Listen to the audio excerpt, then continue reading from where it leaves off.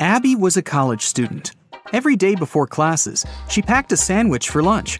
And her meal disappeared from her backpack every single time. After Abby was left hungry once again, she got very angry and decided to track down the thief. The next day, she left her bag in the classroom, hid in a locker, and started waiting. Abby noticed someone pull the sandwich out of the backpack, but she didn't see their face. She decided to ask everyone about the stolen sandwich. Liam said, "How dare you? I only eat fruit salads." Jason said, "My granny made this sandwich for me." And Chuck said that he just bought his sandwich in the school vending machine. Who's lying?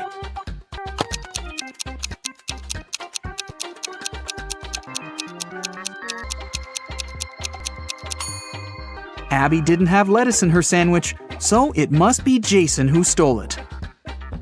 Abby passed her first test in college and decided to throw a party. She invited all of her friends. That was also the evening when Abby found out that one of them wasn't human. Can you tell who?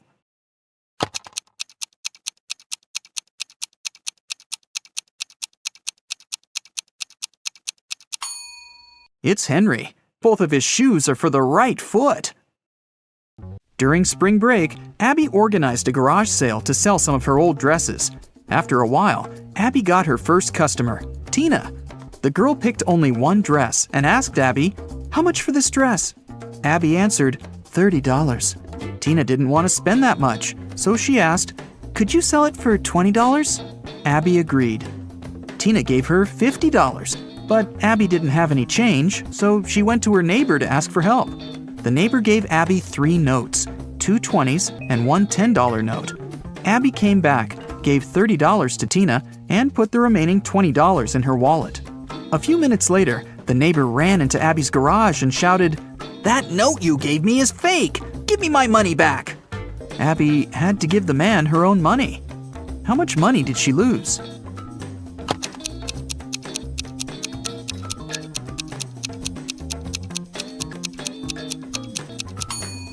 Well, firstly, Abby gave away the dress for free, and its full price was $30 before the discount. Then she had to pay $30 out of her own pocket to her neighbor. So, Abby lost a total of $60. Abby invited her best friend Nina to go skating in the park. Soon, they got really hungry and decided to buy some burgers. They chose similar toppings and added lots of sauces. 10 minutes later, Nina got very sick. Abby had to call 911. Paramedics took the girl to a hospital and diagnosed severe poisoning. Can you tell which sauce was poisoned?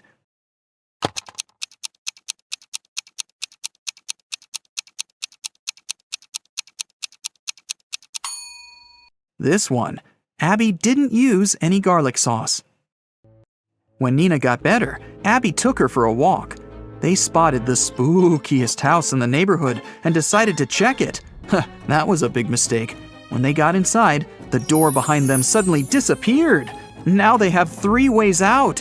There's a zombie behind the first door. A creepy vampire is waiting behind the second door. And there's an angry ghost behind the third door. Which way is the safest?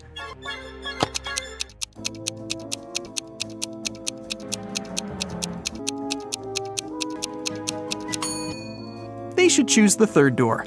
Ghosts may be spooky, but they can't cause any real harm. Okay, well, maybe you might get slimed, but... Nina and Abby found themselves in the next room. The door leading outside was open, and they ran toward it. But an old witch popped out of nowhere and yelled, "Not so fast! You've got to solve my riddle first! Why are these words in such an order?" Nina and Abby failed to crack this riddle. What about you?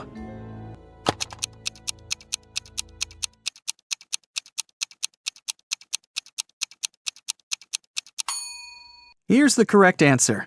The words rhyme with 1, 2, 3, 4, and 5. That's why they're in this order. The witch teleported Nina and Abby to her basement, but the girls didn't give up and found 3 ways out again. The room behind the first door was filled with toxic gas. It was extremely harmful to their lungs and skin. There was a 300-pound weight above the second door. It'll crush anyone or anything that steps inside. And a hungry tiger was waiting behind the third door. Abby and Nina hesitated for a while and made the right choice. Which door did they choose?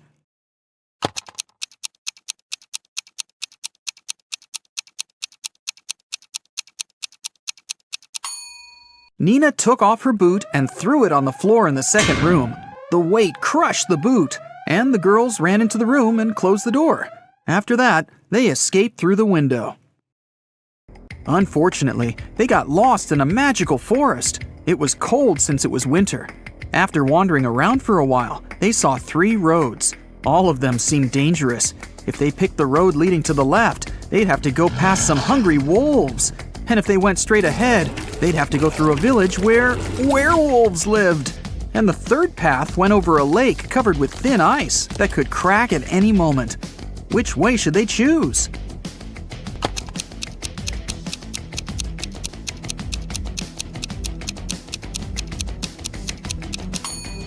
They should follow the second path. Look at the sky. It's a new moon, and werewolves are only dangerous during a full moon. Nina and Abby got home safely. But someone had burgled their apartment while they were absent. They called the police, and they questioned 3 neighbors. Jeff said, "I was away all weekend, fishing with my friends." Holly said, "I didn't leave my home. I was painting the walls in my apartment all weekend. I love bright colors, you know." And Lucy said that she'd been singing karaoke with her friends and hadn't heard anything suspicious. Who's lying?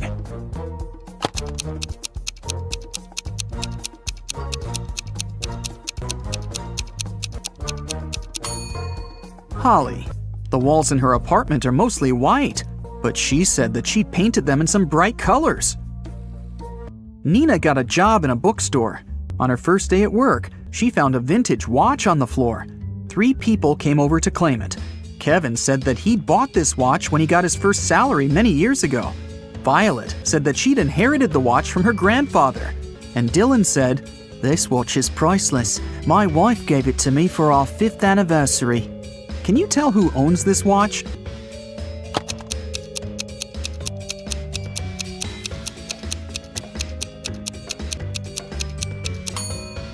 It's Violet. She has the narrowest wrist.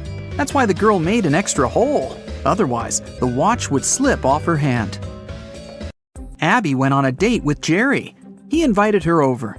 But as soon as Abby got inside his apartment, Jerry turned into an evil wizard. He decided to make fun of her and said, "I'll give you a chance to get free. Just make me breakfast tomorrow. If it's good enough, I'll let you go. And if it's bad, you'll stay here forever."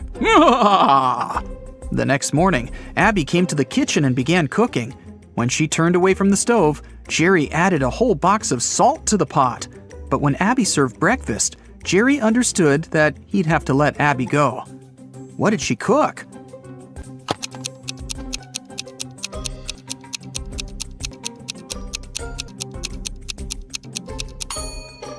She cooked boiled eggs. Abby got a new job. She had to assist a railroad supervisor. One day, they faced a huge problem. A faster train was approaching a slower one.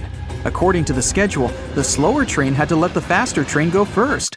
Abby offered to use an auxiliary railway line, but it was too short for the slower train. Abby didn't know what to do, but finally, she found the solution. What did she realize?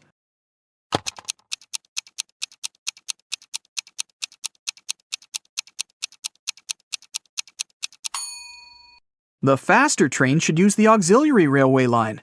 Now the slower train can move back. When the main railway line is free, the faster train can go first. Abby got a note which said that a vampire family had moved into one of the houses in the neighborhood. Abby wanted to find evidence that vampires didn't exist. She found the street she needed. There were 3 houses there. Which house looked suspicious?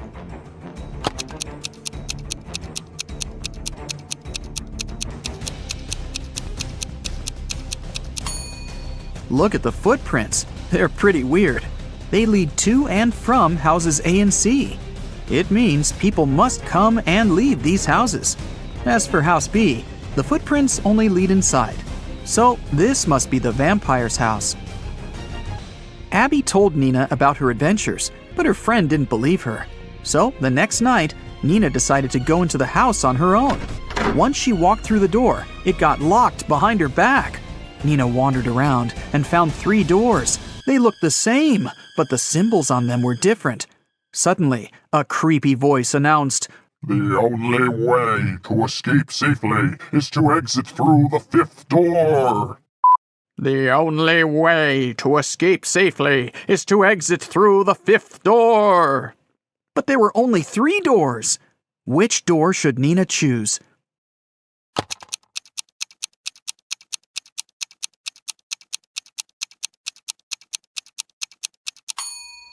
Take a look at the symbols. They're actually numbers turned toward each other. So Nina should choose the first door. This symbol is made up of 2 5s looking at each other. This must be the 5th door the girl needs. A theft happened in Abby and Nina's college. The police caught 3 suspects. The detective's task was to identify which suspect was a robot. There were several items on the table in front of him: a kitchen knife, a bottle of water, a screwdriver, and a marker.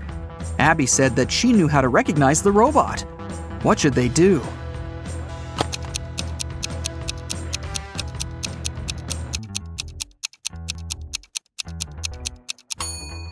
The detective should ask each of them to drink water from the bottle. The robot will either refuse or experience a short circuit. One day, Abby decided to go visit her granny. The woman lived alone in the countryside. There were only a few stores near her house. There was nowhere to go and no one to talk to. Abby was sick and tired of her city life and wanted to breathe some fresh air for a few weeks.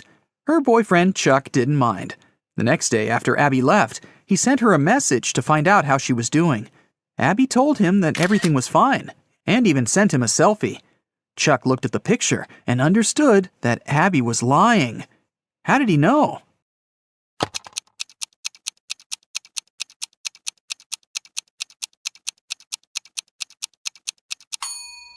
Take a look at the car.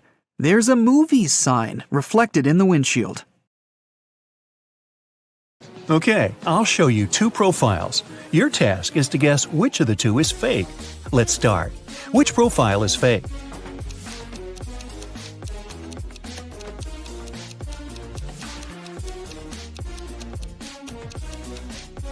It must be the left one. The girl is only 13 years old. She can't be doing her PhD. What about these 2?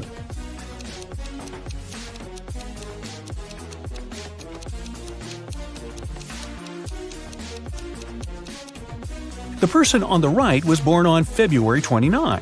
It's fine, this date does exist, but there was no February 29th in 1985 because it only occurs every 4 years. So the profile on the right must be fake.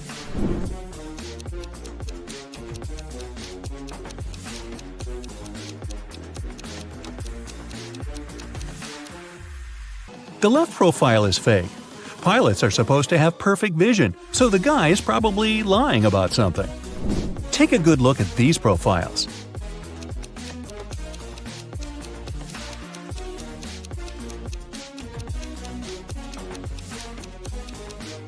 Okay, Pan Am and Narnia are 2 fictional places, so I'd say the left profile is a fake one. What can you say about these 2?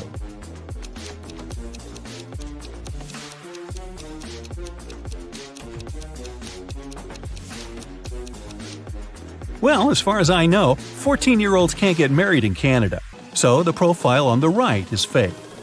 Now, I'll show you some photos. Your task is to guess what's wrong with them. Let's begin. Here's the first one for you.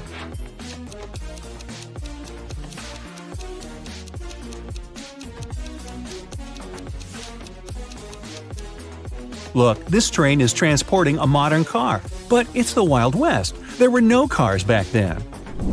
Can you tell what's wrong here?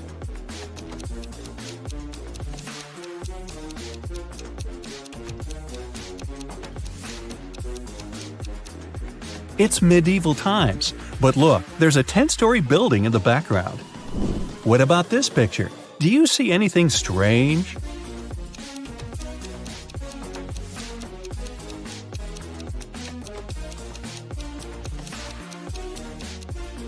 The woman is wearing sneakers. Now look closely. What seems odd here?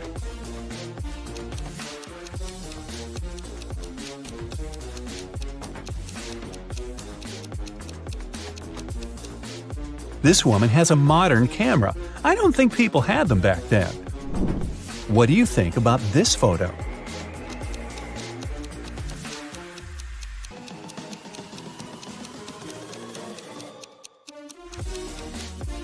The mountain in the background is green. There's no snow. Keep going. What's wrong here?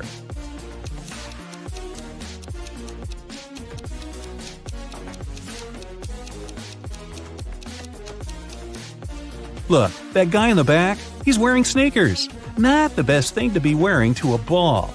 Plus, this kind of footwear didn't exist back then. Be very attentive. Can you spot an odd detail here?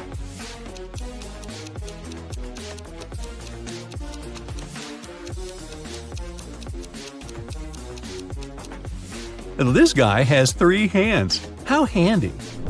Ryan had a crush on a girl from his school, Amelia. Once, he got a note from her saying that she liked him.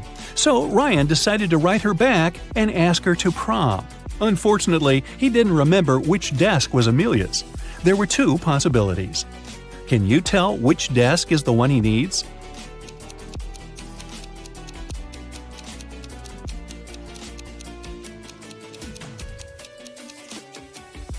If you remember, the note was written in green ink. There's a similar green pen lying on the desk on the right, so this is most likely Amelia's desk. One Monday morning, a big sum of money went missing from the accountant's safe. 3 people were in the office at that time. Magnolia, the accountant, said she'd left for several minutes to go to the bathroom. Walker, a software manager, said he'd gone out for lunch and hadn't seen anything. Dawson, a cleaning man, said he had been cleaning the 2nd floor at the time. Can you figure out who's lying?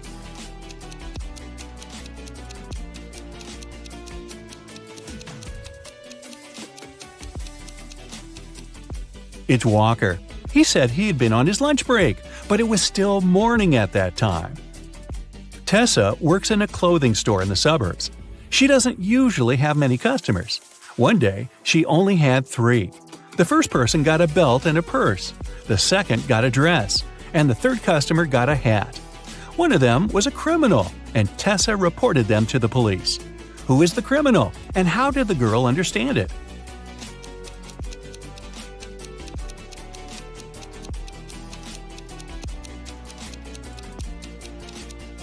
The third customer gave her a $1,000 bill, and such bills don't exist.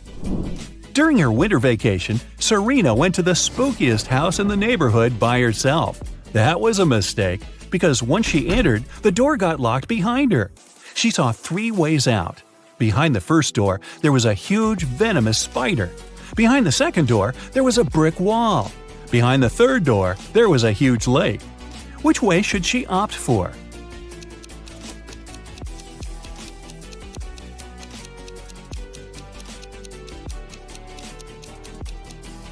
She should take the third way. It's winter, and the lake is frozen.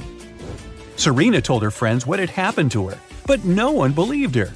The next day, Leslie went to that house too. The same thing happened. The door got locked, and the girl saw 3 dangerous ways out. A fire was raging behind the first door. Behind the second door, there was an angry ghost. If she opened the third door, a huge chunk of glass would fall down on her head. Which way should Leslie choose?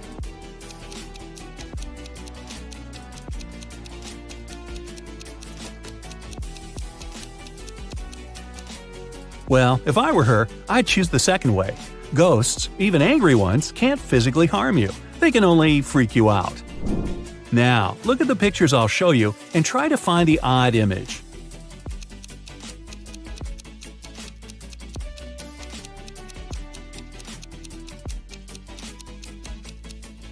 Yep, it's right here. Another one for you. Be very attentive.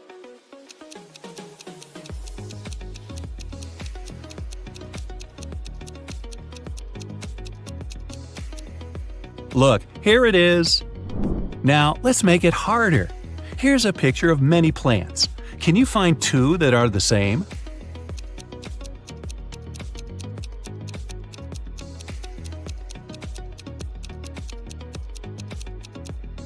Here's one. Here's the other. Can you find 2 similar images here?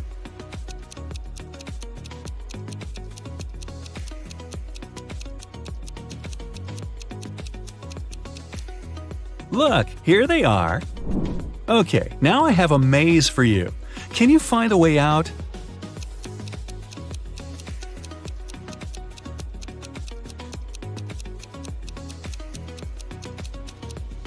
Right, that was amazing. Here's another puzzle for you. Help A find her way to her best friend B.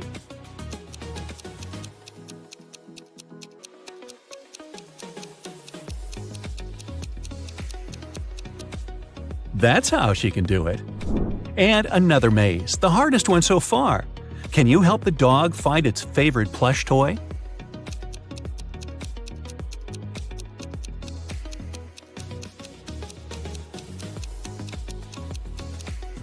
Here it is. Kai and Nate went camping in the woods. Now, look, Kai is climbing a tree and Nate is picking up some firewood for the campfire. Who's in danger?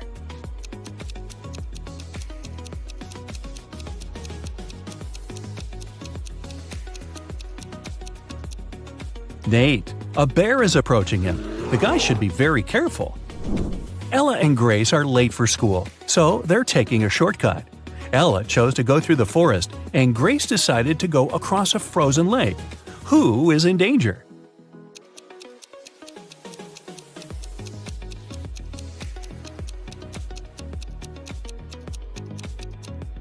Grace. The ice on the lake is melting. There are cracks over there. Pierce's daughter and Andre's son came back home after studying at their friend's house. Neither of the parents got suspicious, but someone's kid had been to a party instead of studying. Whose kid was it?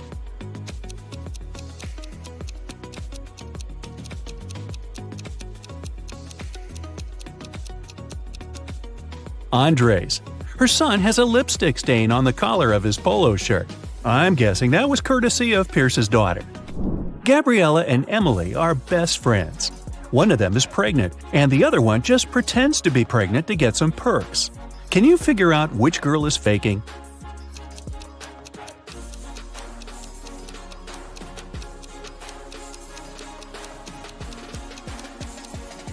I'd say it's Gabriella. Look, she's wearing really high heels, so she's probably not afraid of slipping and falling.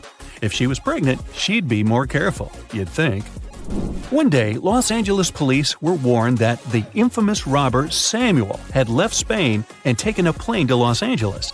The only detail the police knew was that the criminal had a beard.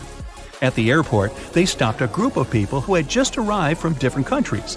The detectives noticed 3 bearded men and interrogated them. The first guy said that he'd come from London. The second one said he'd arrived from Spain, but his name was Cristiano. The third man said he'd come from Poland to have a vacation. The detectives didn't even need to check their plane tickets to figure out who the robber was. Who do you think the criminal is?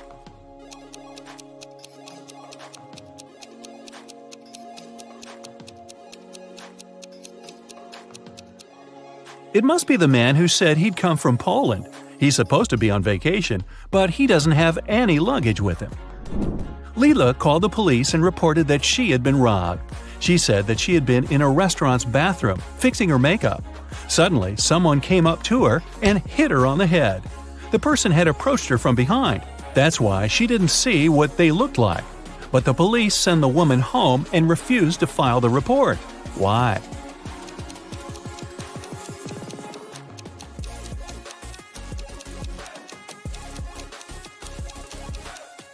The woman said she'd been fixing her makeup.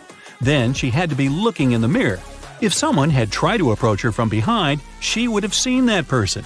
But she said she hadn't. She must have made up the whole story. Several girls went missing in a small town. The police only managed to find them half a year after the first one had disappeared. When officers entered the place, they saw just 3 girls. They all said they had been locked in a small room and had never left it. The detectives knew that one of them was the kidnapper. The first girl, Eleanor, said she'd spend around a half a year there. The second girl, Vera, said she had been confined there for 2 months. The third girl, Sienna, said she had been there just a week. Can you guess who's lying?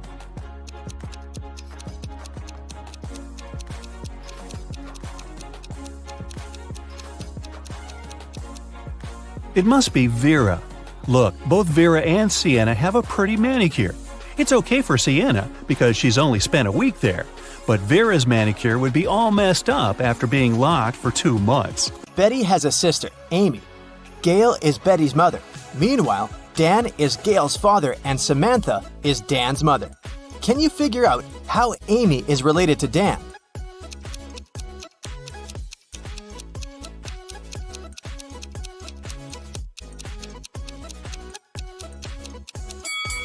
Here's why. Amy is Betty's sister, and Betty is the daughter of Gail. Therefore, Amy is another daughter of Gail. We also know that Dan is Gail's father. Therefore, Dan is Amy's grandfather. Betty is going on a date, and she's a little late. Her boyfriend, Stan, is already waiting for her inside their favorite coffee shop. Can you find him?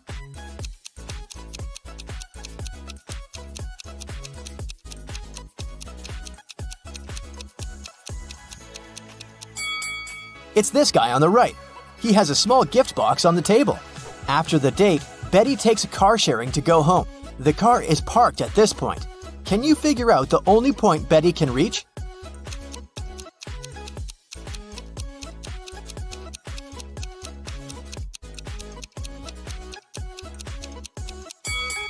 If Betty takes this weird route, she can only reach point 3. One of the most popular mailing websites is facing a system error. That's why the passwords of some clients are changed. Betty writes a message to the company's representative. My password is altered. I'm not able to log in. The company replies, this time your password is distinct and it has 8 letters, out of which 2 are the same as in your previous password. Betty replies, thanks, now I can log in. Can you figure out Betty's old and new passwords?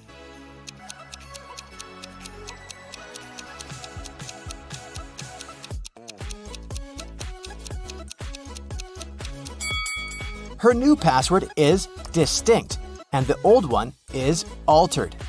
Betty arrives at her favorite swimming pool and spots something really weird. Can you see it too?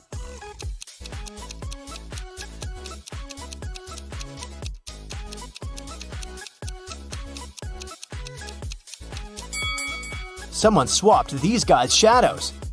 After swimming training, Betty goes to the public shower. There are other people in shower cubicles nearby. Can you spot who's unwanted here?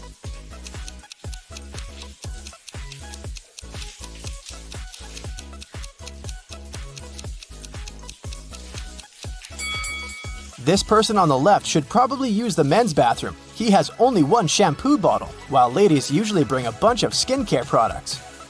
Betty meets her best friend Rob. He always tells the truth. Rob says, I have one specific whole number on my mind. It's 1, 2, or 3. You can ask me just one question, but I can only reply yes or no, or I don't know. What question will you ask to figure out the number I'm thinking about? Can you help Betty?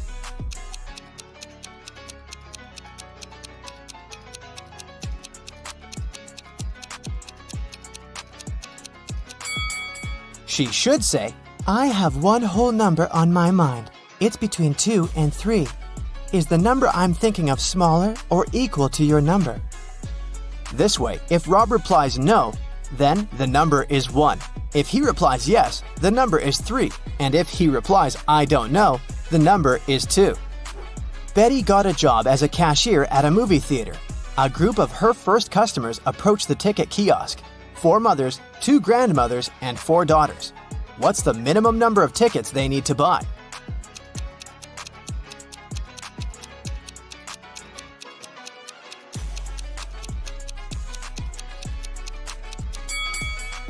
Only 6.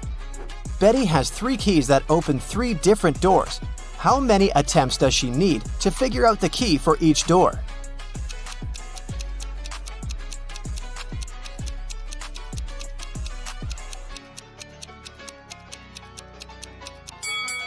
Betty will need 6 attempts. First, she has to check the first key and spend 3 attempts for 3 doors.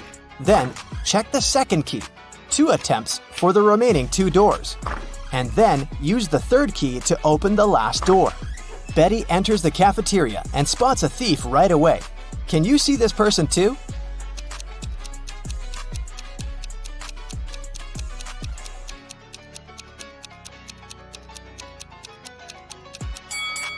This elegant lady in the chair has a plastic detector attached to the stolen clothes. Someone robbed the movie theater. Betty calls the police and they arrest 3 suspects. Officers check the guys' passports. Can you spot a fake ID?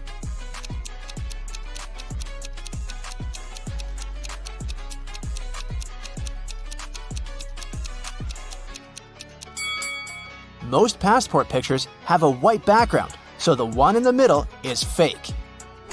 Late at night, Betty is walking home in a snowstorm. She meets her neighbor walking a dog in the street and freaks out. Can you guess why?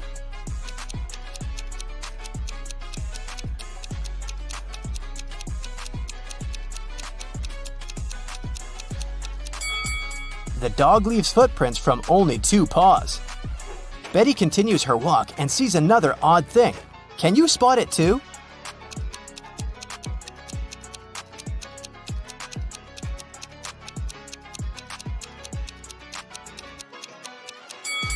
It should be the moon, not Saturn.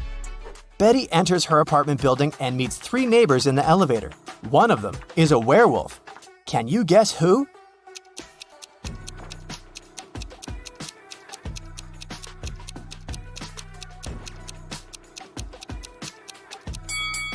This lady on the left. She's wearing a moon necklace. Betty goes to sleep and wakes up in an arena. The speakers announce that she must fight with one of these 3 hybrid creatures. Which one should she choose to stay alive? A polar bear with a head of a tiger, an elephant with a wolf head, or a hybrid with a face and body of a huge squid and the legs of a human?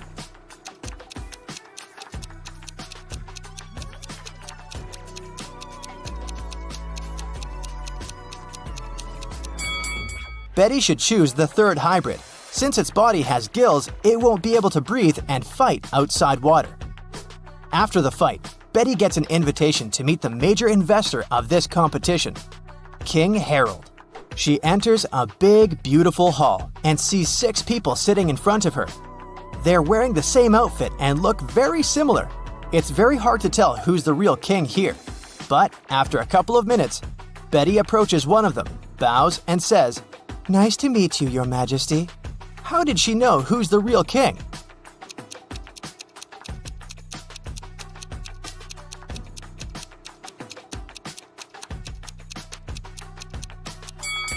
All the other guys were looking at the king very attentively to imitate his manners and actions. Meanwhile, the real King Harold was sitting calmly. Betty returns home and faces bad news. Her cat Fluffy is missing. Betty questions her neighbors. Lily says, "Sorry, I didn't see any cats. I'm working from home. I spent all day working on my new book." Vanessa said, "I haven't seen Fluffy today, and it's cool because I have a terrible allergy to cats." And Bob said, "I think I heard a cat meowing on the balcony a couple of hours ago." Can you guess who stole the cat?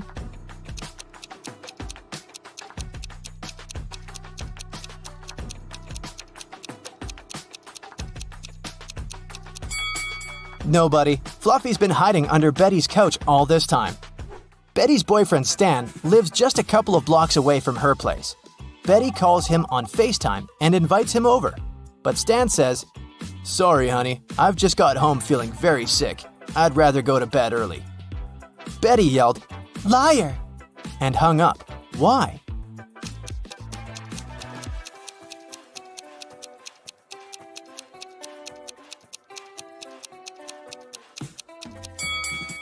Take a look at Betty's window. It's pretty dark. Stan lives only 2 blocks away, but there's a bright blue sky in his background, which means he's definitely not at home. Betty makes a beautiful sandcastle and then lies down. She falls asleep. In a while, Betty wakes up and sees that someone has ruined her castle. She asks 3 persons hanging out nearby, "Who did it?" Kelly replies, "I like your castle and took a couple of pictures for my social. Then I left to get some ice cream. When I came back, I saw the castle was completely ruined." Olivia said, "I'm sorry, I was swimming far from the shore. When I returned to the shore, I didn't notice any castles." And Tom said, "Sorry, lady, I don't see anything because I'm blind. The wind must have destroyed your castle. You shouldn't have to make it 5 stories high." Can you spot a liar?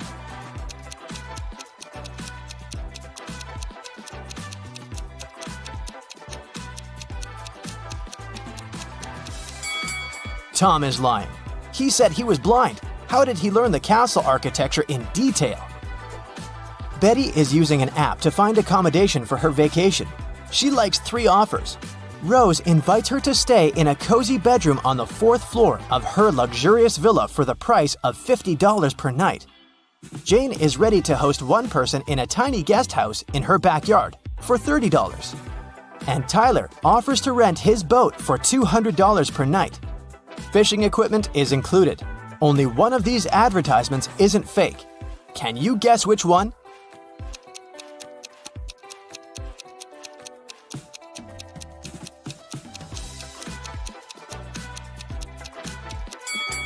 This villa is 3 stories, and Tyler's picture is hanging on the pier. He's a runaway thief. So, Jane's guest house is the safest option for Betty.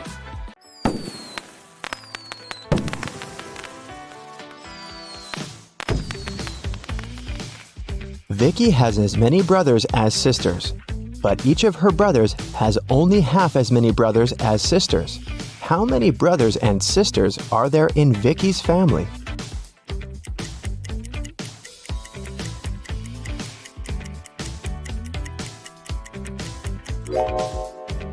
The correct answer is 4 sisters and 3 brothers. The key to solving this is to keep it simple. Just count the sisters and brothers in total and in terms of their own number of siblings.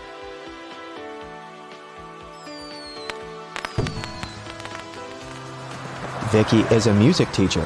One day, she came over to her student's house to give him a lesson. The door was unlocked, so Vicky got in. Her student, Mr. Green, was lying on the couch with the flu. He was very weak, and Vicky decided to call the 3 best doctors in this town. Since Mr. Green was really rich and influential, many people wanted to get rid of him. That's why his bodyguards had to search the doctors before they began any treatment. It turned out that one of the doctors was a criminal. Can you tell which one?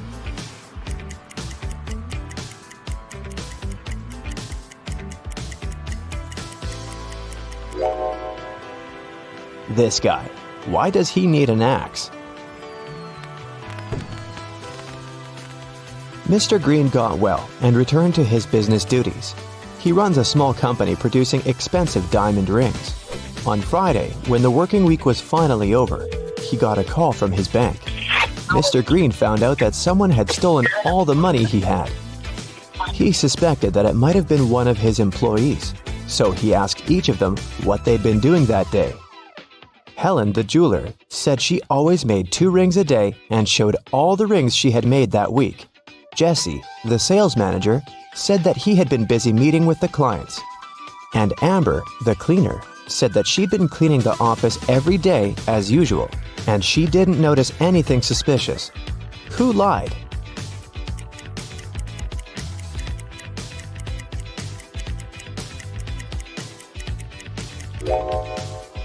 Helen.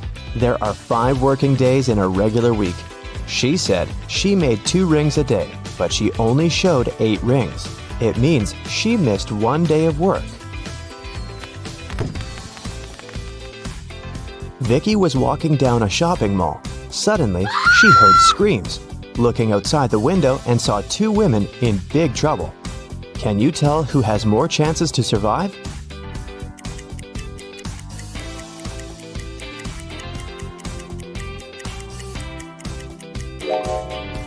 Look at this lady's hand. It's made of metal. She's a robot, so she'll more likely survive this adventure.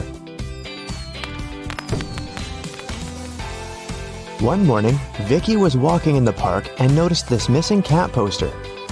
Can you help her find the cat in this area?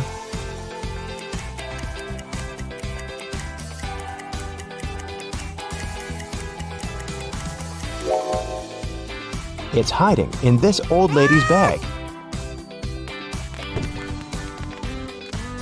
Vicky explained to the old lady that the cat had been missing, but the old lady refused to give the cat away so easily. First of all, Vicky had to solve her riddle. I can whistle, I can howl, I can scream, and I can whisper, but I don't speak. What am I? Can you help Vicky?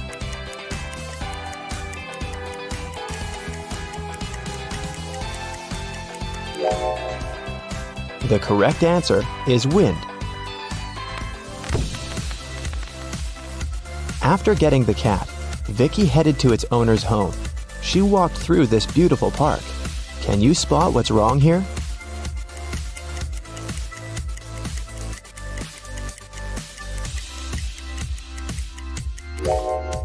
This bench doesn't have legs. It's literally flying in the air.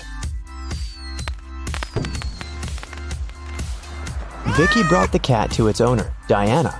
She was very glad to get her pet back and invited Vicky for dinner. Vicky was very hungry and agreed. Diana served these 4 dishes with various foods, but only one of them is safe to eat. Can you tell which one?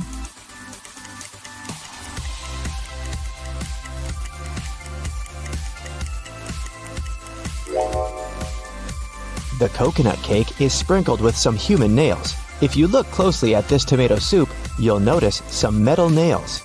Something's moving inside this burger, so this pasta is the only edible dish here. After dinner, Diana made a confession. She was a real witch, but Vicky didn't believe in magic at all. That's why Diana offered her this deal. If you solve my riddle, I'm gonna use some magic to fulfill your biggest wish. I'm beautiful, up in the sky, I'm magical, yet I cannot fly. To some people, I bring luck. To some people, wealth. What am I? Can you help Vicky out?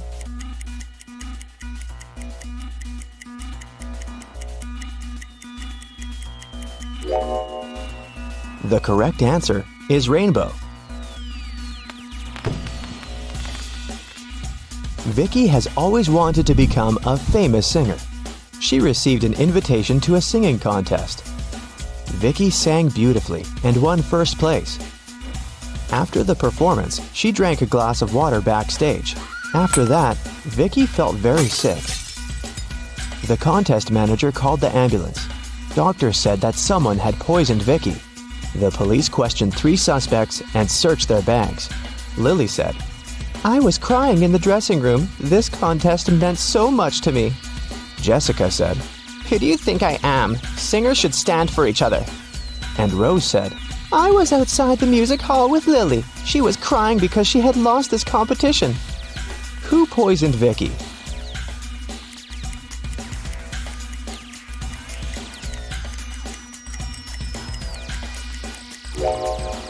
Lily said she was in the dressing room, while Rose said that they had been outdoors.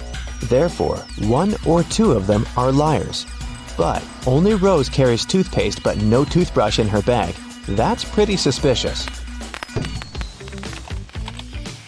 When Vicky got better, she checked her mailbox and saw 3 messages from different music producers.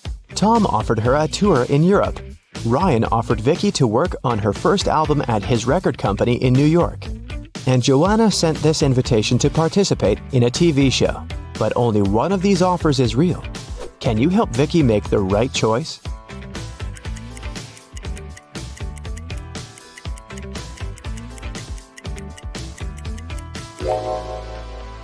Joanna's message is spam. She doesn't mention Vicky's name anywhere, and the text includes a suspicious link. Ryan sent Vicky a picture of his record company. But there are palm trees and a tropical forest outside the window. It's clearly not in New York. So, Vicky should pick Tom. Vicky was walking home from a rehearsal and stepped on a magical portal. She fainted and woke up in an enchanted forest. Suddenly, a wicked witch popped out of nowhere and gave Vicky a choice. If you solve my riddle, I'll let you go. And if not, you'll get lost in this forest forever. Here's the riddle. I can be flipped and broken, but I never move. I can be closed and opened, and sometimes removed. You can seal me with your hands. What am I? Unfortunately, Vicky failed to crack this riddle. And what about you?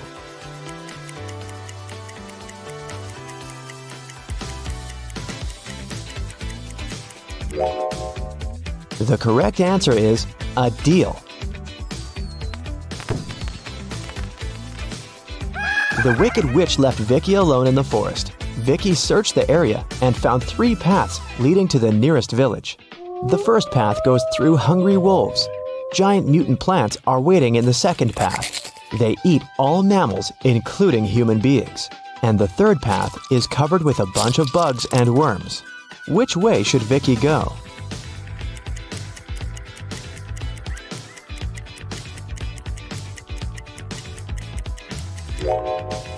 Although insects are gross, they are the least harmful to humans, so Vicky should choose this path.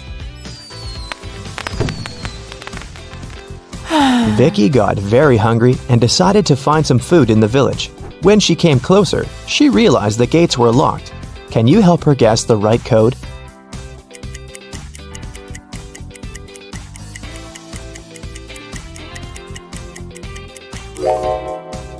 Take a look at the screen. It requires a 4-digit code. Someone decorated the gates with this symbol. It's a hint. If we divide this symbol into 4 parts, we will see that it's made up of 4 2s. So, Vicky should enter 2222 and come in. When Vicky entered the village, an angry pixie stopped her and said, Not so fast, lady. You gotta solve one riddle first. What should you do when you see a green man? Vicky cracked this puzzle right away. What about you?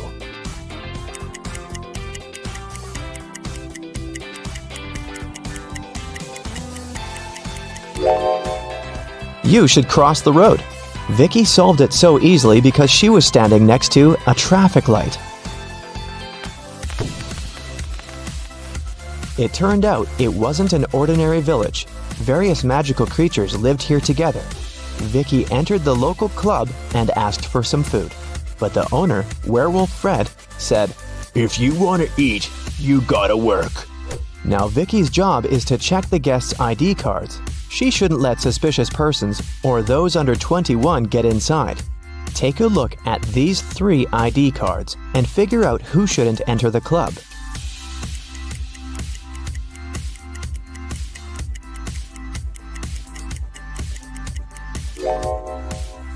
The first one, Vampire, is already 21, and nothing looks suspicious in his ID, so Vicky should let him in. And this werewolf lady seems alright too. This elf's ID card says he was born on September 31st, but such a date doesn't exist. Therefore, Vicky shouldn't let the elf in. After work, Vicky went to the local supermarket to buy some food. She saw 2 attractive young ladies eating street food there. Can you tell which one of them isn't human?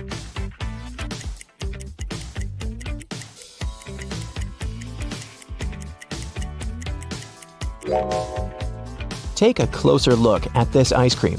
Raw meat? This lady is definitely a werewolf. Vicky liked this village and decided to stay there. She met the love of her life, and 2 years later, they got engaged. Today is her wedding day. Can you guess who her husband is?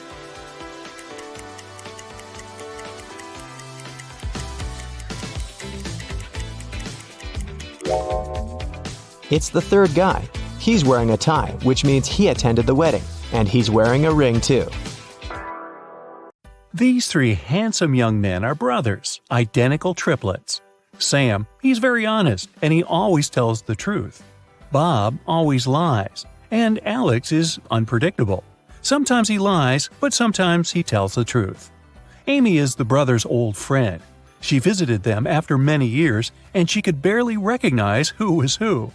Amy asked the guy who was sitting on the left, "Which brother is sitting in the middle?" The answer was, "Oh, that's Sam." Amy then asked the brother in the middle, "What's your name?" And the reply was, "I'm Alex." Then Amy turned to the brother on the right and asked, "Who's that guy in the middle?" The brother replied, "It's Bob." Those answers confused Amy because she had asked the same question 3 times and received 3 different answers. Can you help her figure out who is who?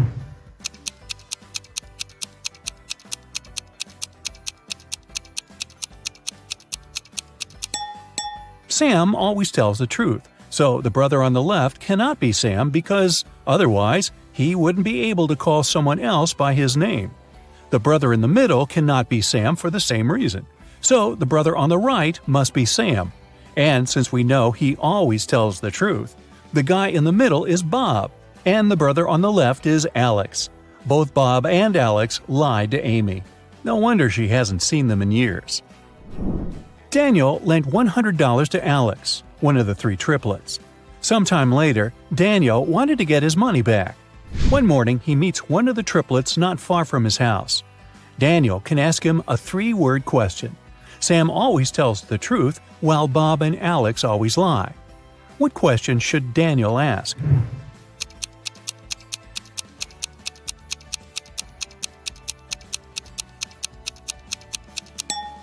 The right question would be, "Are you Bob?" Here's the list of possible replies the guy can give. If it's Sam, he'll say no. If it's Bob, he'll also say no. And if it's Alex, his reply will be yes. That's why, if Daniel hears yes, he can ask for his money. Sam, Bob, and Alex bought some chocolate candies. Sam gave Bob and Alex as many candies as they already had. Then Bob gave Sam and Alex as many candies as they already had. And finally, Alex gave Bob and Sam as many chocolates as they already had. Now, each of the brothers has 24 candies. How many chocolates did they have in the beginning?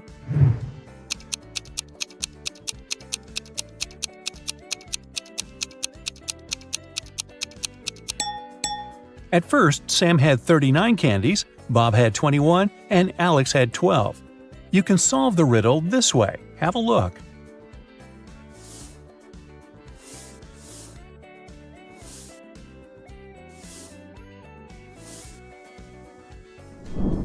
Bob leaves home and turns right 3 times. He wants to return home, but he's scared of Sam, who's wearing a mask. What's going on here?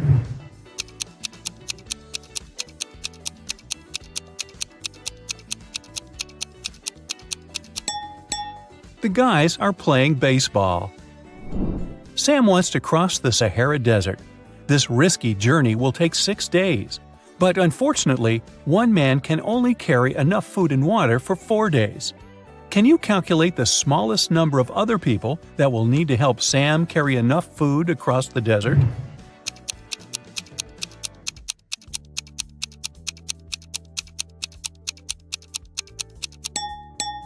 Two people.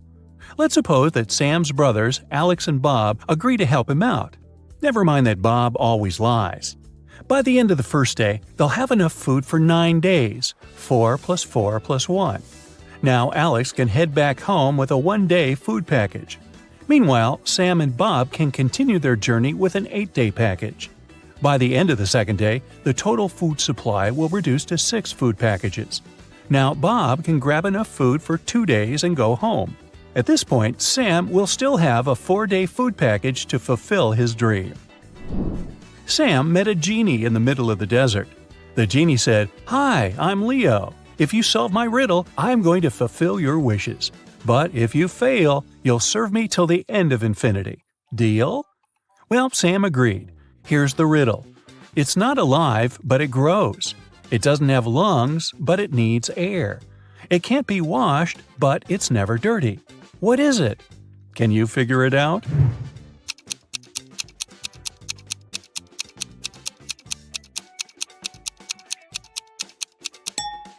The correct answer is fire. First of all, Sam asked the genie for some cash. 9 rare and priceless gold coins appeared in front of the guy. Leo gave Sam balance scales and said, "These coins look absolutely identical, but one of them is fake. The fake coin is lighter than the rest. What's the smallest number of weightings you'll need to find the fake coin?"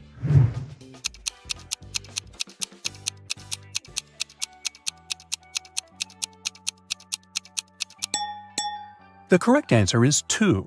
First, Sam should divide the coins into 3 equal piles. Then he should place a pile on each side of the scales, leaving the remaining pile of 3 coins on the ground. If the scales remain balanced, it means that the 6 coins on the scale are real and the fake coin is in the 3rd pile. But if the scales do tip, Sam will easily find out which pile contains the fake coin. Spoiler, the pile which is lighter. Either way, he should put 6 gold coins aside and leave only the lightest pile. Then he can use the same method to find the third coin, by putting one coin on each side of the scales and leaving the third one in his hand. Sam was hungry, so he had one more wish – to have dinner. Leo began frying some fish in a pan that could only fit 2 fish at once. It takes 5 minutes to fry one side of a fish. What's the shortest time Leo needs to fry 3 fish in one pan?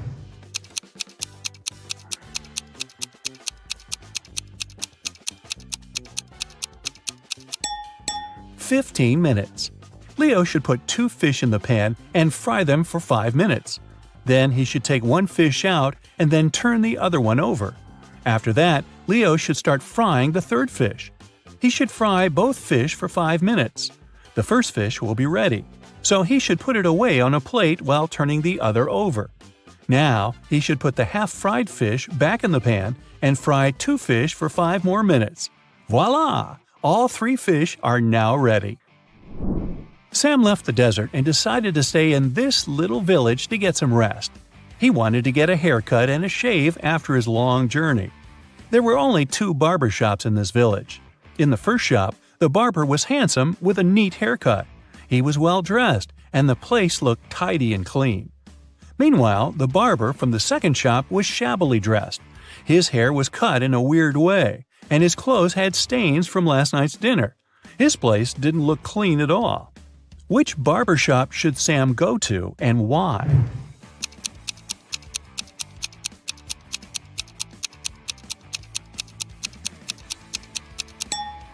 Since there are only 2 barbers in the village, it's obvious that the tidy barber must have his hair done by the other, and the second barber must have used the services of the first man.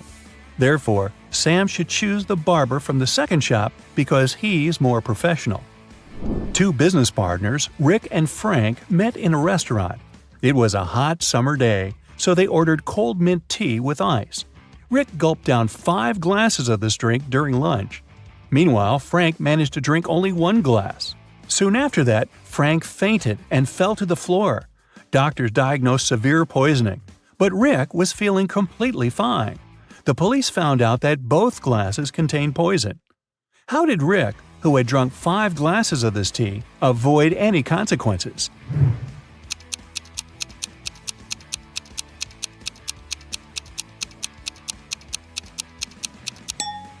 Rick survived because the poison was in the ice cubes. He drank quickly, and the ice had no time to melt in his drink. As for Frank, he drank his tea slowly, and the ice melted in his drink to poison it heavily. You pronounce me as 1, but write me as 3. You can't read this riddle without me. What am I?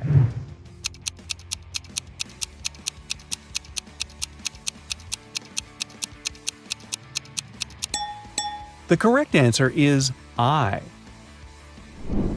Bob bought a parrot from a pet shop and put it in a beautiful silver cage. The seller warned Bob that this parrot could give birth every 2 months, and it can deliver up to 5 babies at a time. How many parrots will Bob have in a year?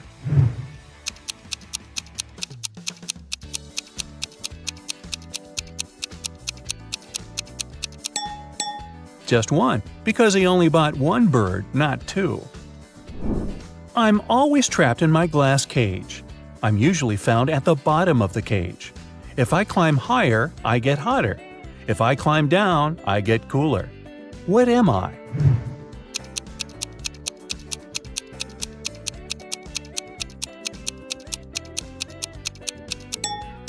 The correct answer is a thermometer. A father is locked up in jail. His wife has gone bankrupt. Their son has to sell his hotel in order to gain some money. Yet their daughter doesn't care and is happy. How can someone be so heartless?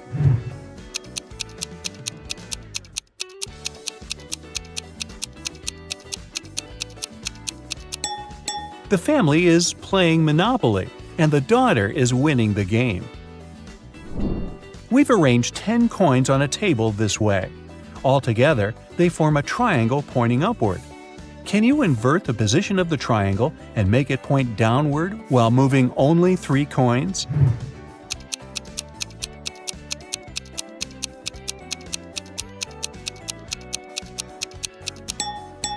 Here's the easiest way to do it.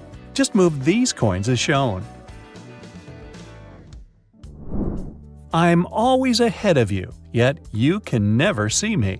What am I?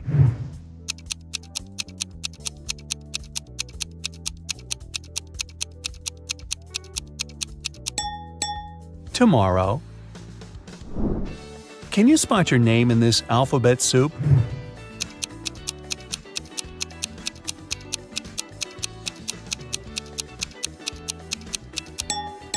Oh, there it is.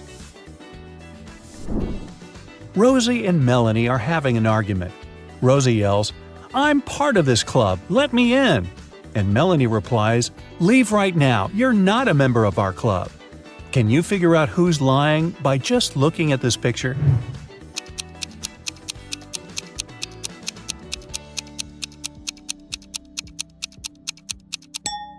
Both ladies have club tattoos, but Melanie's tattoo is slightly different from the club's logo. Therefore, her membership must be fake. Tyler is on his way to visit his grandma. She lives on the opposite side of the village. It's her birthday, and he wants to give her the cakes that he has prepared. Unfortunately, there are 7 bridges that Tyler needs to cross to get to her house. And there's a mermaid under every bridge. The mermaids always require payment from those who cross their bridges. Before Tyler can cross the bridge, he has to give the mermaid half of all the cakes that he's carrying. But since the mermaids are kind, each of them will give 1 cake back to Tyler. How many cakes should Tyler take from home to make sure that Grandma receives exactly 2 cakes?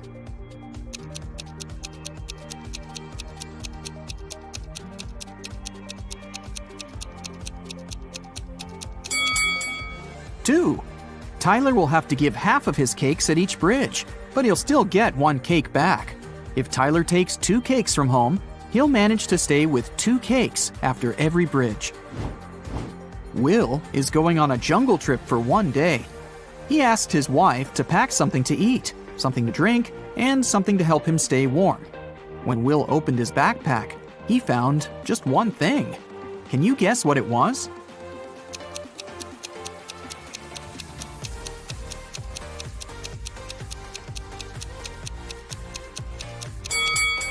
A coconut. Will can drink coconut water. He can also eat the coconut meat. And finally, Will can use the coconut peel instead of wood to warm himself up. Nina decided to play a quiz game. She kept asking the same question to everyone she met, and each time she got a different answer. Can you guess what the question was?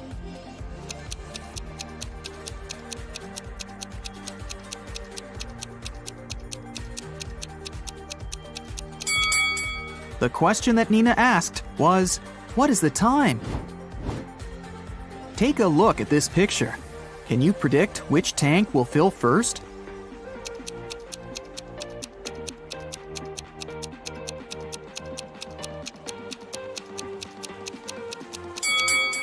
Tank 5.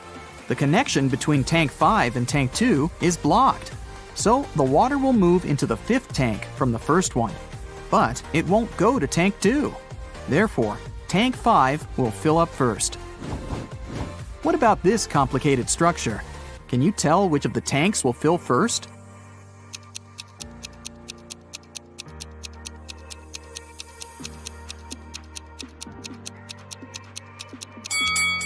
Okay, here's the explanation. Tank C is pretty tricky because it's blocked on the right side. So, the water will move to Tank J. And now, it will move to the right and go through Tank L. At this point, it seems pretty obvious that Tank H will get filled first, but that's wrong. It's blocked as well. So, the correct answer is Tank F. There is a wide field of corn. A fox finds its way into the field and starts running. Can you find out to which point the fox can run into the field?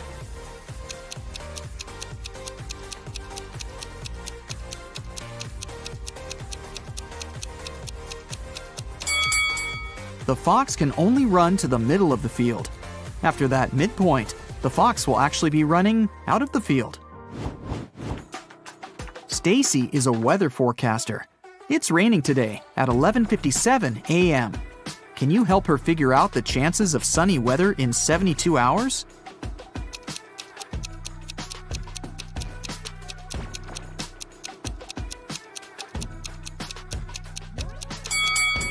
The chances are 0. In 72 hours, it'll be nighttime. How is a fly different from a mosquito?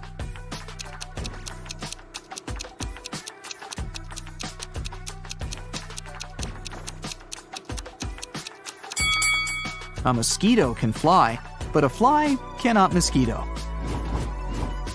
This is Rick, and these three ladies are Melanie, Meg, and Millie. Melanie loves strawberry ice cream. Meg loves blueberry ice cream. And Millie hates ice cream. Can you find Rick's wife among these women?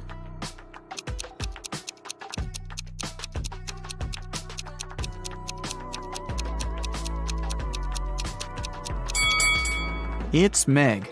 She has a matching ring on her finger. Ice cream preferences don't really matter here. 1.5 guys eat 1.5 burgers in 1.5 hours. How many burgers can 9 guys eat in 3 hours?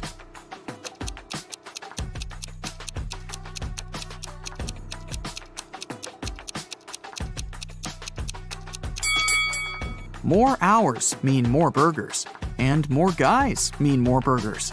The time was doubled to 3 hours, and the number of people rose 6 times.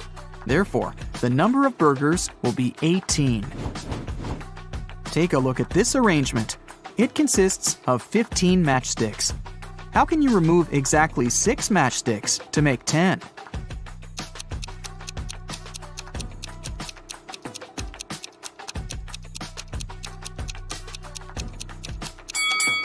Here's the easiest way.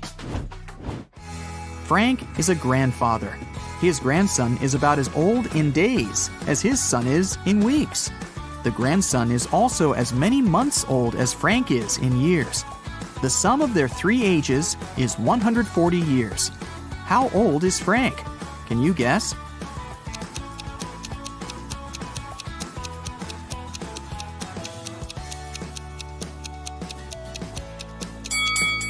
To solve this riddle, we need some calculations. Let's say the grandfather is A, the son is B, and the grandson is C. Since the total age is 140 years, we can make up the following equation. A plus B plus C equals 140. Also, the grandson is about as many days old as the son is in weeks, which can be expressed in this equation. 365C equals 52B. And finally, the grandson is as many months old as Frank is in years, so 12C equals A. Now we can put this information into one big equation and calculate the final result. 12C plus 365C divided by 52 plus C equals 140. 624C plus 365C plus 52C equals 7280. 1041C equals 7280, so C equals 6.99. Since the task said that the grandson was about as old in days as his father in weeks, we can round up that number to 7.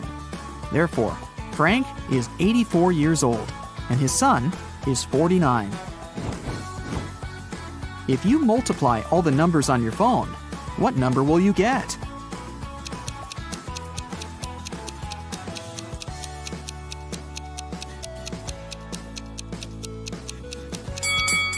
Zero. Remember that multiplying any number by 0 always results in 0. Jerry and Sarah went hiking to celebrate their anniversary, but only the wife returned from the vacation.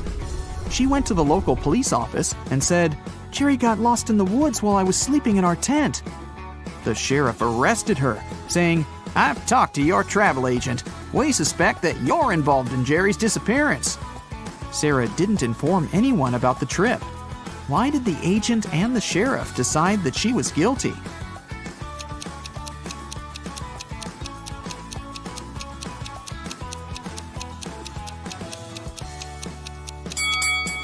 Sarah bought only a one-way ticket for her husband and a round-trip ticket for herself. It means that she was sure that she would be returning alone. Can you tell which of the following statements is true? One statement here is false. Two statements here are false. Three statements here are false.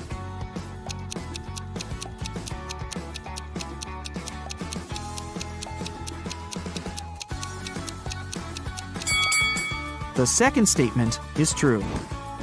13 caves are arranged in a circle in an enchanted forest. Each of the 13 caves has treasures and gems. Every day, the cave's guards can move the treasure to an adjacent cave or can keep it in the same cave. Meanwhile, every other day, treasure seekers visit the forest and have enough time to enter any 2 caves of their choice. How can the treasure seekers make sure to find the treasure in the minimum possible days?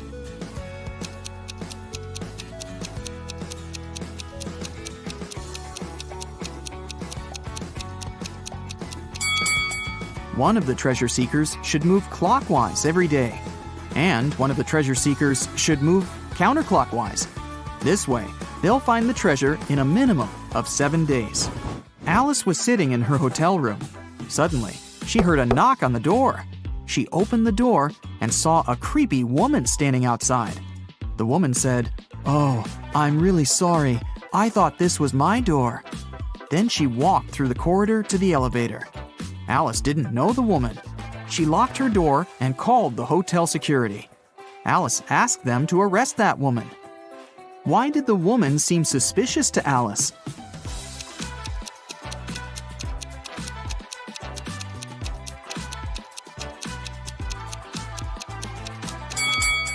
If the woman thought the room was hers, she would have used the keys, but she knocked on the door. Alex, Amy, Allie, and Austin got trapped in a jungle. There's a bridge that can lead them back to the city safely. But the bridge is very old and dark. It can handle only 2 people to pass through. Also, the family has only 1 flashlight to move through the dark. Alex takes 1 minute to cross. Amy takes 2 minutes, Allie takes 4, and Austin takes 5 minutes. How can they all get to the other side in the minimum possible time?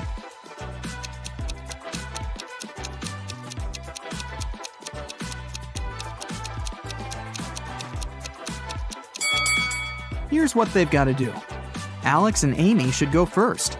It'll take them 2 minutes. Then Alex should spend 1 minute going back to Allie and Austin. Now Allie and Austin should take the flashlight and cross the bridge. It will take 5 minutes. Then Amy should come back to Alex. At this point, they've already spent 10 minutes. And now, Alex and Amy will have to spend 2 more minutes crossing the bridge. And this is how all of them will reach the other side in 12 minutes. Stephanie is a college professor. A supervisor will be visiting her class tomorrow. The supervisor can ask the students any questions. They can be either easy or difficult. Stephanie will still have the right to decide which student will be giving the answer to each question. Stephanie wants to leave the best impression. What instruction should she give to her students to maximize the chances of receiving a correct answer for each question? Can you help her?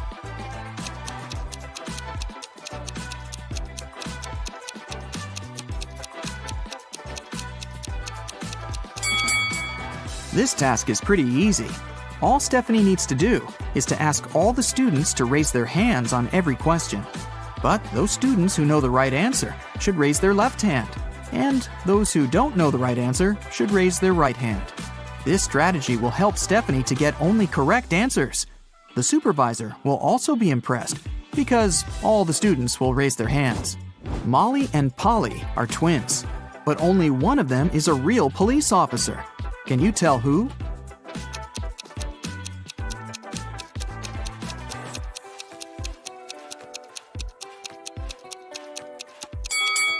Molly. There's a camera filming Polly because she's an actress. Hey, how about some tricky riddles that will put your brain to work? Ready? How fast can you solve this one? Grace has 7 sons and each of them has a sister. How many children does Grace have in total?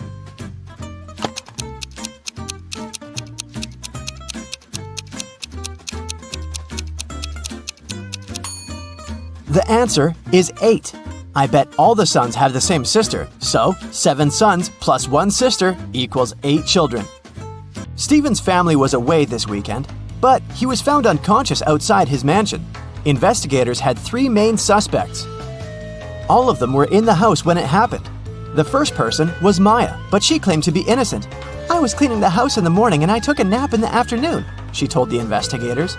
John, the butler, said, "I was told to check the food inventory in the afternoon." And the last person to be interrogated was James, the driver. He claimed he'd been far away from the house that day. "I was driving the boss's children to a garden party." Which of these people do you think is guilty?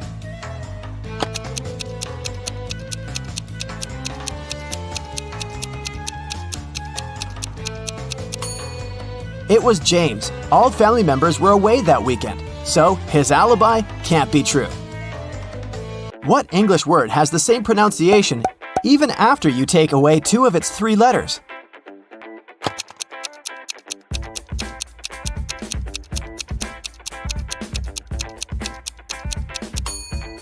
It's B. Phew, that one took some work. Look at these images and try to guess what's wrong.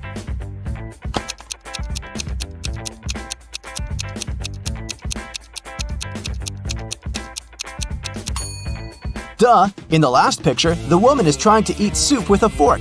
Like that would work. On a lazy Sunday afternoon, 7 friends decided to go to the mall. Esme, Evelyn, and Elise grabbed a cup of coffee each, while Ava, Ella, and Emma decided to drink some refreshing soda. Using this logic, can you figure out if Esther chose to drink coffee or soda?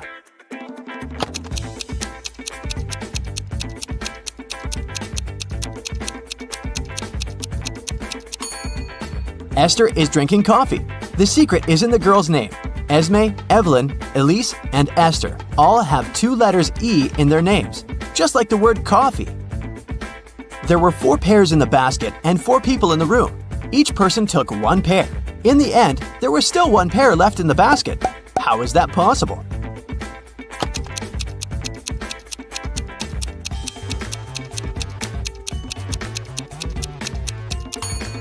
The last person took a pair that was still lying in the basket.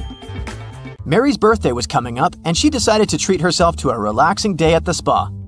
During a massage, Mary dozed off. When she woke up, the money she had in her purse was missing. Oh no! Mary had 3 suspects. The cashier, Erica, claimed, "I was having lunch in the back."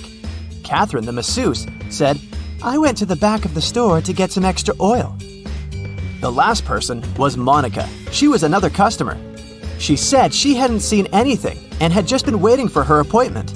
Can you tell which one is the culprit?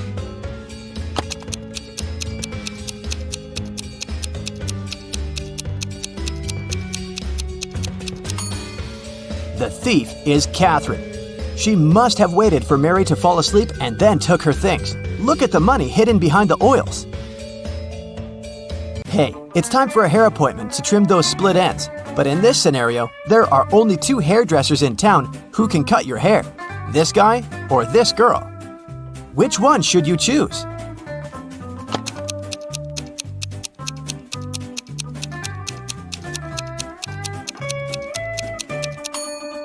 The girl, of course. If there are only 2 hairdressers in town, that means they cut each other's hair.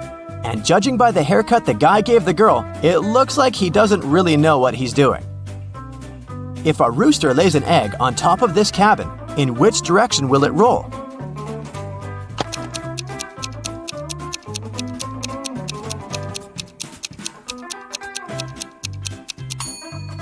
Aha! Roosters don't lay eggs, so it wouldn't roll anywhere. The shopkeeper of an expensive skincare store called the police because someone had robbed his business.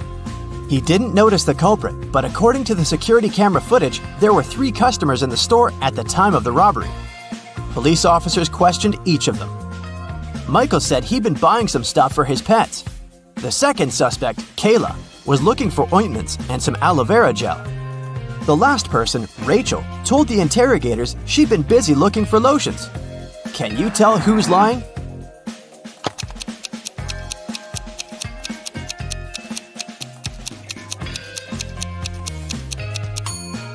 Michael is the culprit. The skincare store doesn't sell pet products. Duh. Peter is a rich man who owns a lot of expensive jewelry. One day, he woke up and noticed that all of it had been stolen. He called a private detective to solve this case. Peter's wife Carla was the first one to be interrogated. "I was showering at the time," she said nervously. Bianca, the housekeeper who had been working for the family for years, was not in the house. She said, "I was cleaning the garage." The last suspect was Barb, the house chef. "I was making lunch for the family," she told the detective. Can you tell who stole the jewelry?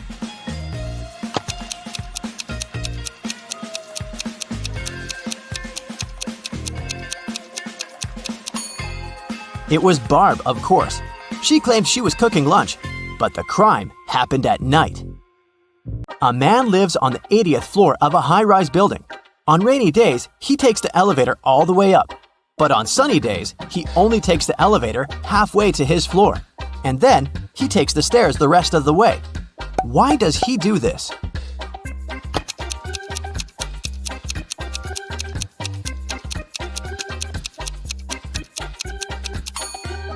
Well, my friends, it so happens that the man is short. Normally, he can only reach the 40th floor button. But on rainy days, he manages to push the 80th floor button with the help of his umbrella handle. Genius, huh? On a rainy day, Miranda decided to work from home. At one point, she went to the bathroom, but when she got back, she noticed that her cell phone and money had been stolen right in her own house during the day. There were 3 people in the house at the time. Her sister Beth claimed it wasn't her. "I was still asleep at the time because I'd gone to bed late yesterday." Her other sister Anna said she'd been taking a stroll in the garden when it had happened. "I was watching the night-scented orchid bloom." And lastly, there was Josh, Miranda's boyfriend. "I've just got home for lunch," he said. What do you think? Which of these 3 suspects stole Miranda's money and cell phone?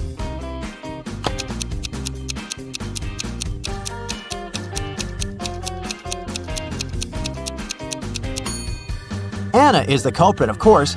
Night-scented orchids only bloom at night, so she probably sneaked in and grabbed Miranda's things while the girl was away. A farmer rode into the village on Monday. He stayed in the village for 4 days and rode out on Monday. How is that possible?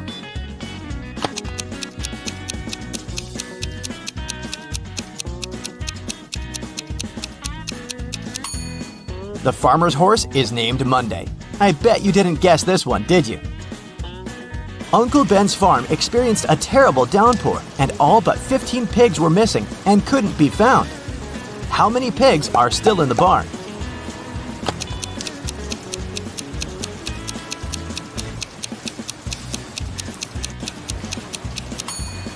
If you said 15, you got it right. So, there are 3 important rooms in a house. The first one is a library full of rare books. The second room stores piles of money and gold. And the third room has boxes full of expensive jewelry in it. In case of a fire emergency, in which room will the police try to extinguish the fire first?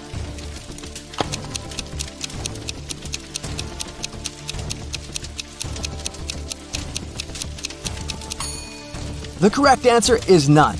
Police officers don't fight fire. That's the job of firefighters.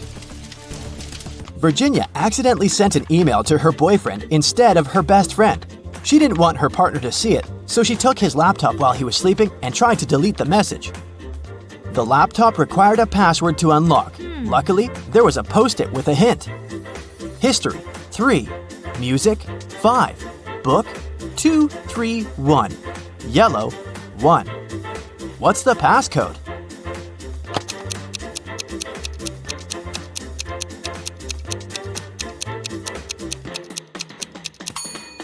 Each number indicated the letter Virginia had to select in the corresponding word. The third letter in history is S. The 5th letter in music is C. The second, third, and first letters in book are O, O, and B. And the first letter in yellow is Y. The password is Scooby.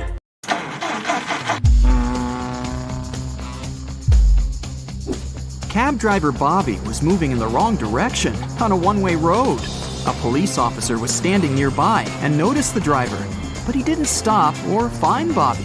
Why?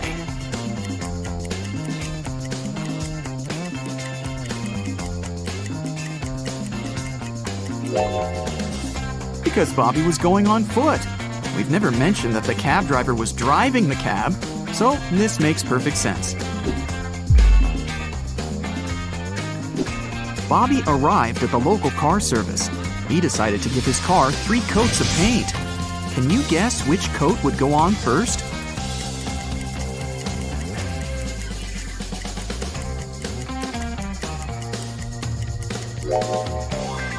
The second, as it's the only coat that can go on the first coat. The mechanic told Bobby, "Hey bro, I'm gonna give you a discount if you manage to crack my riddle, so listen carefully. They are the 5 precious gems of an everyday sort, and all can be found on a tennis court. What are they? Can you solve this mystery?"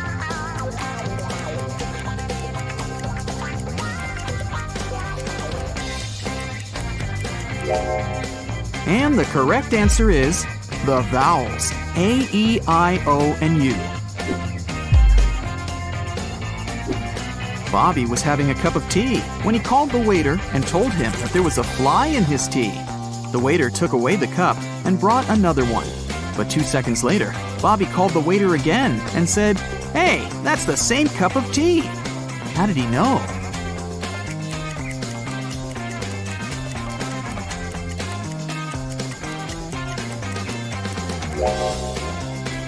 Bobby had already put sugar in his tea.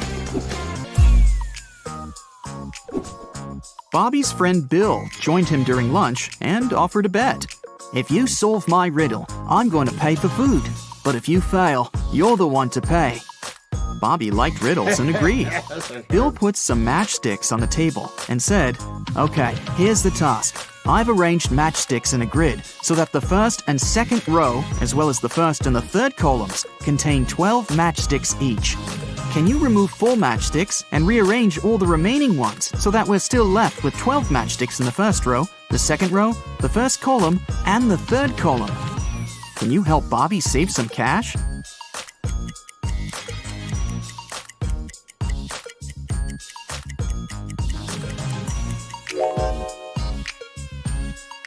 Here's the solution. Bobby went to the restroom after lunch. Unfortunately, the door got locked automatically. Now Bobby needs to enter a password to get out.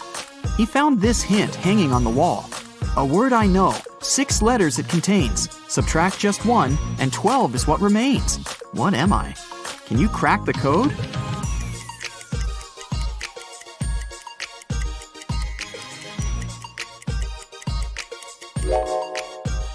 The correct answer is dozens. Bobby was visiting a historical museum.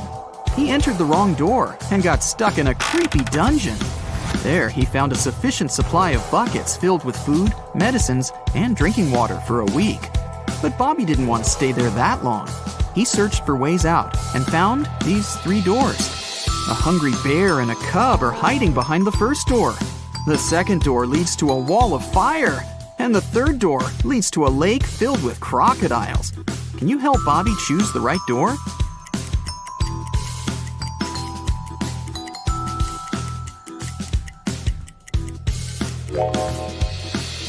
The bear will try to protect the cub, even if you offer them all of your food. Swimming through a lake with crocodiles is also a bad idea. But Bobby can distract the crocodiles with food and use water from the lake and the bucket to fight the fire. So he should choose the second door. Bobby found out that his favorite rock band was playing a private concert for VIP clients in a luxury club. He decided to sneak inside the club through the backyard. But unfortunately, Bobby faced a strict guard behind the door. He refused to let Bobby in without a password. Can you help Bobby figure out the password?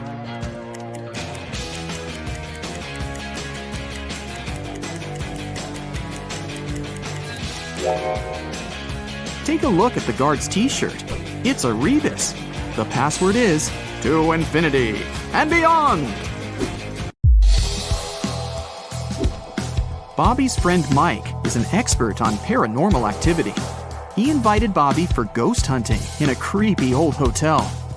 Their equipment indicated strong signs that a ghost was hiding behind one of the 4 doors.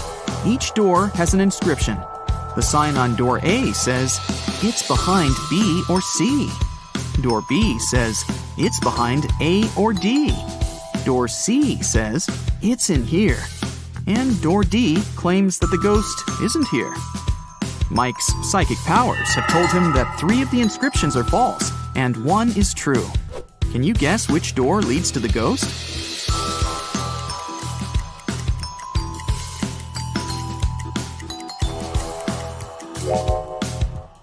Door D leads to the ghost. Why? Well, if the ghost is behind door A, then both B and D are true. If the ghost is behind door B, then both A and D are true. If the ghost is behind door C, then A, C, and D are all true. But if the ghost is behind door D, then the statements on all the other doors are false, except for that on door B. This matches the rules. Mike was standing on a 100-foot, 30-meter ladder. He slipped from the ladder and fell to the ground. But after the fall, he was absolutely fine and not injured. How could that be?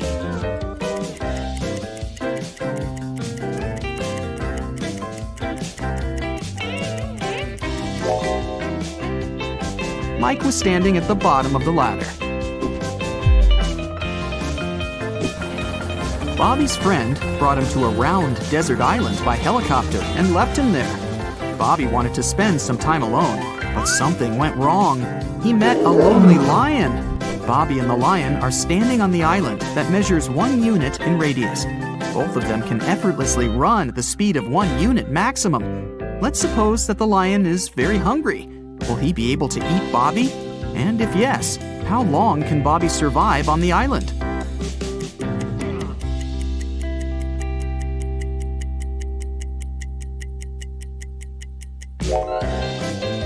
There are 2 possibilities. If Bobby decides to run on the perimeter of the island, the lion will eventually catch him.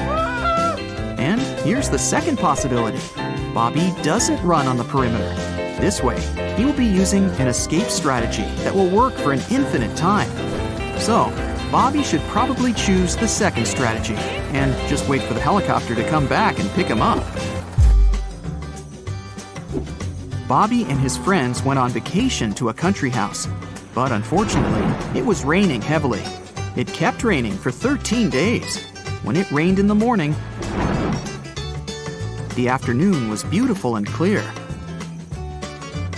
And when it rained in the afternoon, the next day was blessed with a clear, nice morning. Overall, the guys experienced 11 nice mornings and 12 nice afternoons. Can you find out the total number of days they spent in the country house?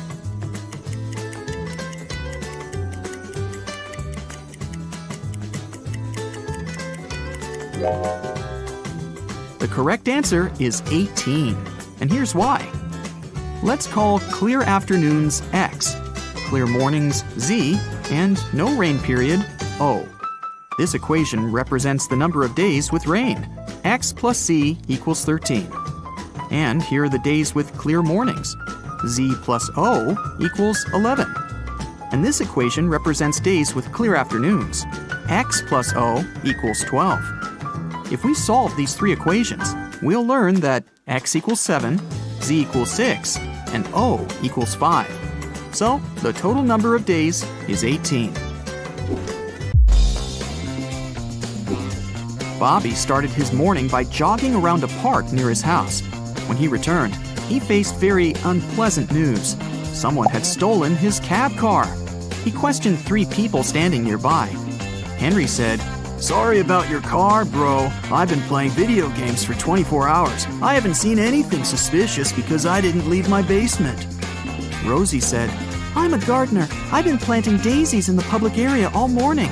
I think I saw a suspicious man who opened the cab car using a knife." Jack said, "I saw your car when I went out for groceries, but when I returned home, it was gone." Who's lying?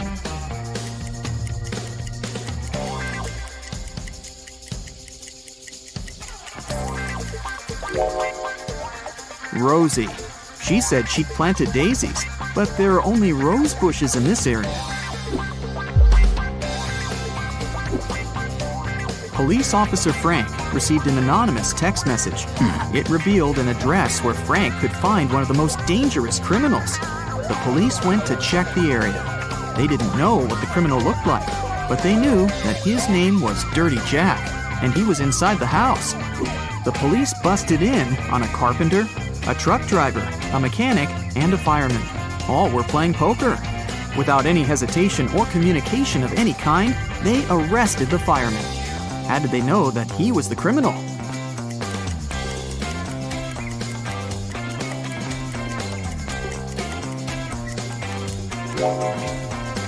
The fireman was the only male in the room.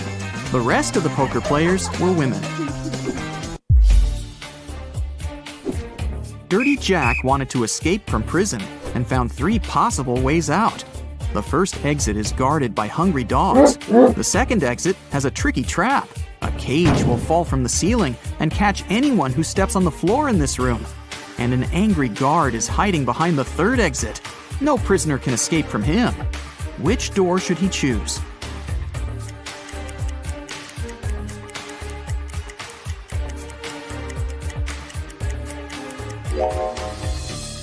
The second one. He can throw his boot to activate the trap and then just walk around it. Dirty Jack got out of prison and found himself in the middle of the ocean.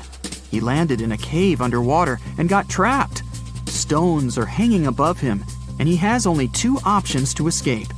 A huge jellyfish is waiting on the first path, and a hungry shark is waiting on the second path. Which way should he go?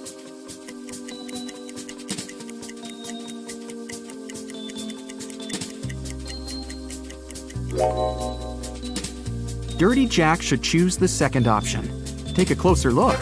This shark has a Go Vegan tattoo. Therefore, it won't hurt a human. So he can easily climb up through the hole in the cave above and escape. What will be the resulting figure if we fold this open cube?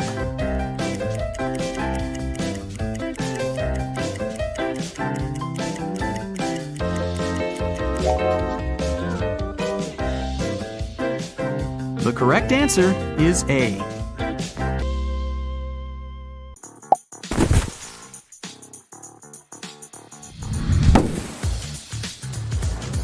Wow, Bella landed in New York with very ambitious career goals. There were many options to get from the airport to the center of the city, but Bella decided to save money and go by bus. She had to purchase a ticket for $10. But a handsome guy popped out of nowhere and offered her a better deal. "Hey, my plans have changed and I don't need my bus ticket anymore. Want to buy it for $6? Bella agreed and gave him $6. It was a big mistake. Why?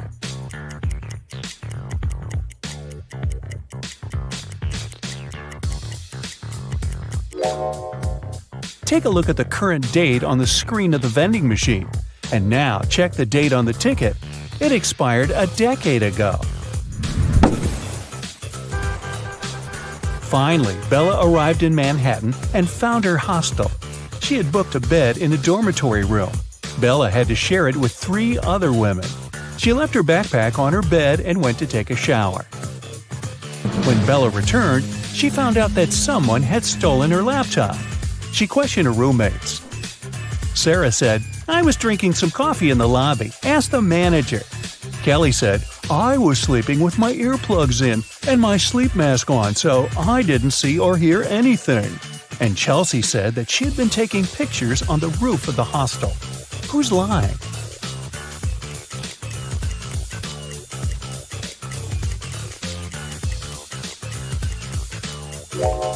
Chelsea. Do you see the sign? The hostel rules strictly prohibit guests from going up to the roof. In the evening, at around 8 p.m., Bella got very hungry. She went out to get some food. She found a cozy restaurant. As soon as Bella entered, she witnessed a heated argument between a waiter and a customer. The customer claimed to have ordered tomato soup, and the waiter claimed that he'd only ordered hot chocolate. Bella realized which of them was lying right away. What about you?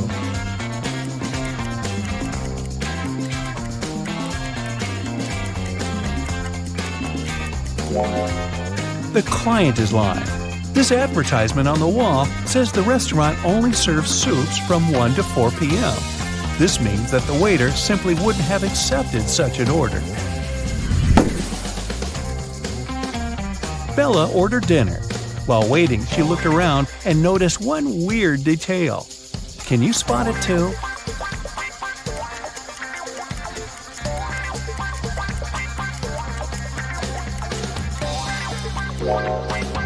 This guy is using tree leaves instead of money to pay for his meal.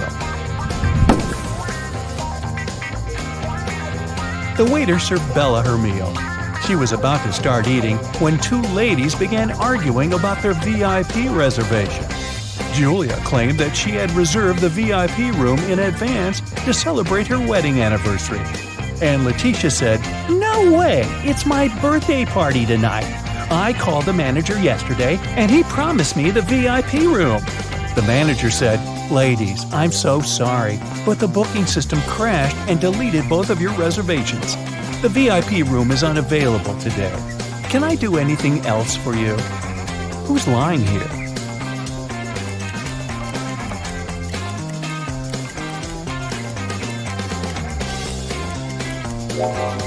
The manager. Take a look at the screen. Julia's reservation is still there. He lied because Letitia had given him huge tips to get the VIP room without any reservation. See? Boy, this is a crazy restaurant. The food better be worth it. After dinner, Bella saw Letitia in the ladies' room. She was crying. Bella asked her, "What happened?" Letitia didn't say anything. She just gave Bella her phone and showed this chat with her boyfriend. Can you tell what made Letitia so upset?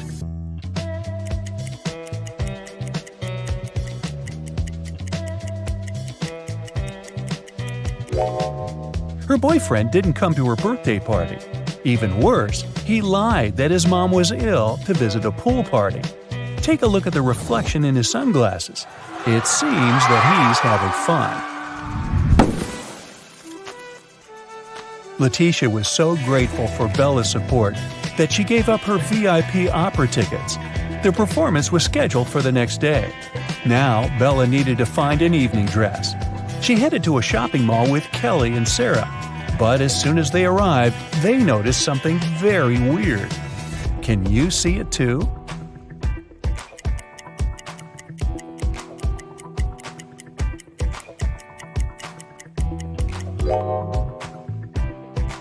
This mannequin has 3 arms.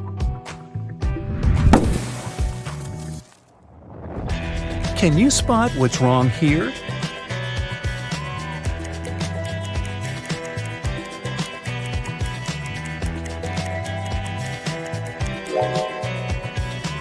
The outfit sizes don't match the sizes on the hangers. What about the dressing room? Any odd details?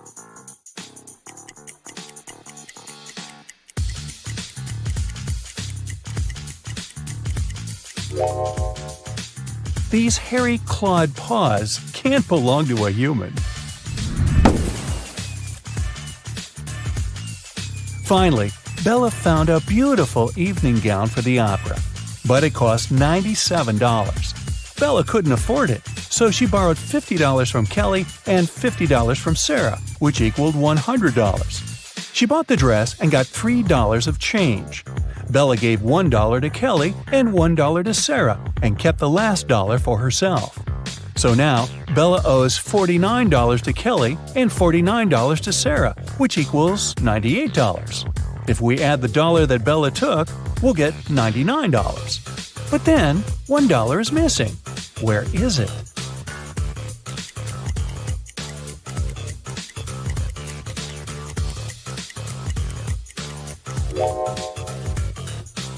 First of all, we're led to believe that $1 is missing. According to the conditions of the riddle, Bella took $50 from Kelly and $50 from Sarah. So the sum of her debt was $100. After that, she bought a dress for $97 and got $3 of change. The total indeed equals $100. But the question itself offers us a mathematically impossible puzzle. In fact, there is no missing dollar. Bella's debt remains $98 because she had already given $2 to her friends.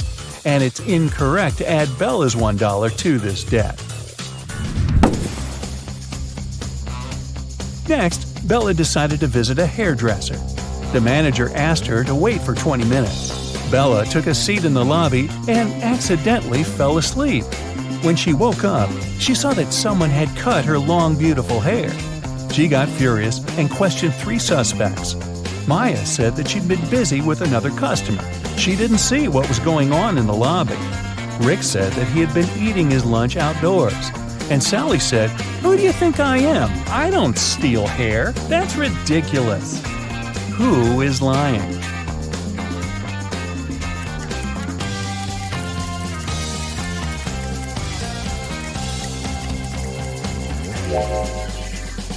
Both Maya and Sally have some cut hair on their clothes, but that doesn't prove their guilt. But Rick's lunchbox is full of food, which means that he was busy with something else during his lunch break. Very suspicious. Bella's evening dress was too long and classy. She couldn't go to the concert hall by subway. So the hostel manager, Fred, offered Bella to give her a ride if she cracked his tricky riddle. I have no neck and no head. 2 arms, but no hands. I'm with you at school, I'm with you at work. What am I?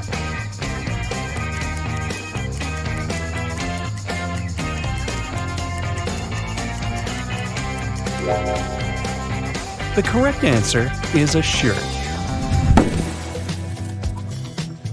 During a break, Bella went outside to get some fresh air.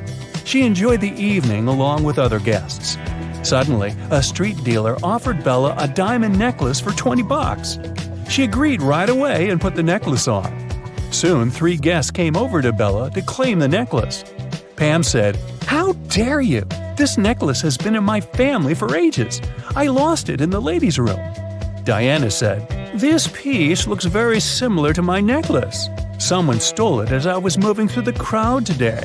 In any case, my jewelry collection is insured." And Sheila said, "I noticed that the necklace was gone after visiting the buffet on the 6th floor. Can you help Bella return the necklace to its real owner?"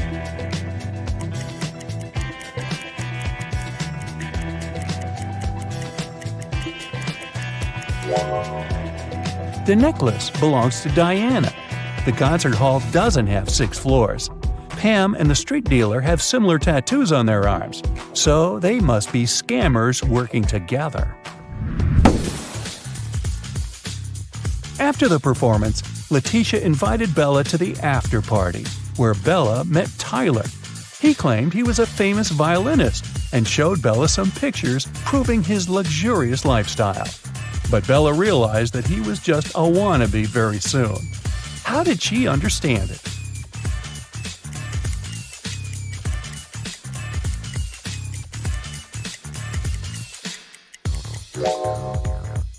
Take a look at the trees in this picture. It's obvious that the wind is blowing to the right. Meanwhile, Tyler's hair seems to be swept to the left. The picture has been photoshopped. The next morning, Bella went to buy some groceries. She didn't have much cash, so she bought only 2 items, cheese and bread, and paid $1.10 in total. The cheese cost $1 more than the bread. So, how much did the bread cost?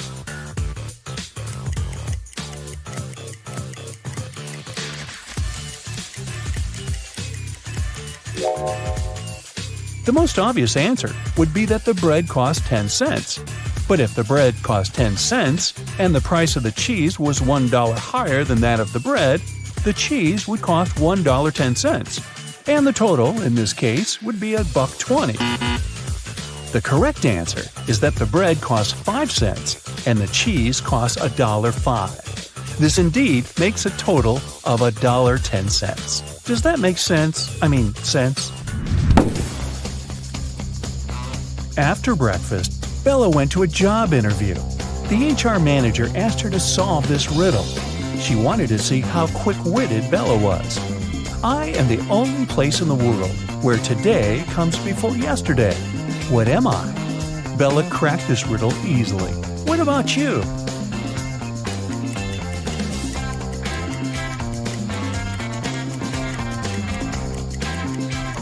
The correct answer is the dictionary. Bella got a job as a train conductor. On her first day at work, she entered a rail car to check the passengers' tickets. There were only 3 people inside, and only 2 of them were human. Can you tell who's not human?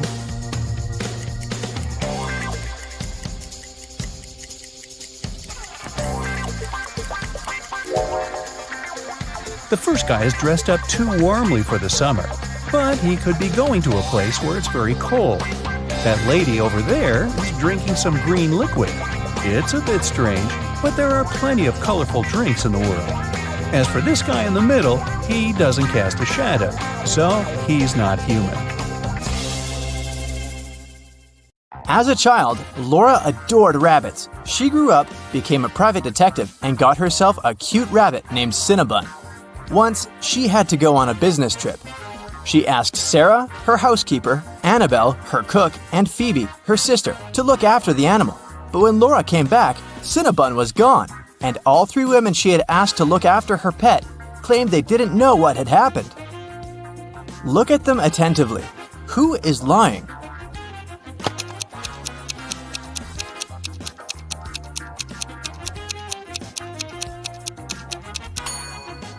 It's the cook. See? It's Cinnabon's collar in her pocket. Well, Laura noticed that too. When Annabelle realized she had given herself away, she broke into a run. Laura dashed after her, but she couldn't catch up with the woman. Luckily, the girl noticed Annabelle run into a gym. She ran inside too. A security guard stopped her. Apparently, all members of this exclusive sport club were supposed to know a special passphrase to enter the facility. Laura was lucky to notice a note with a hint next to the door. Can you help Laura figure out the passphrase?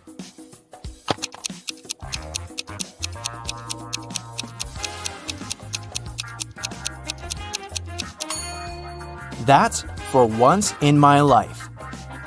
And it was the correct answer. The guard let Laura through. The girl searched everywhere, but didn't find Annabelle. But wait, the showers. When she entered the bathroom, she realized there were 3 people taking a shower there.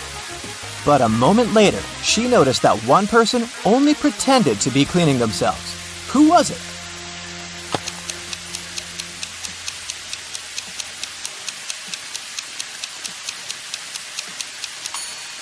It's the person in the second cubicle. The water is running, but there's no foam. They don't use any soap or sponge. But, surprise, surprise, the person who pretended to be taking a shower wasn't Annabelle. Then where could the cook hide? Suddenly, Laura noticed a white sheet of paper on the floor. She picked it up. It said, "Follow the white rabbit." Look around the room attentively and try to figure out where the girl should go.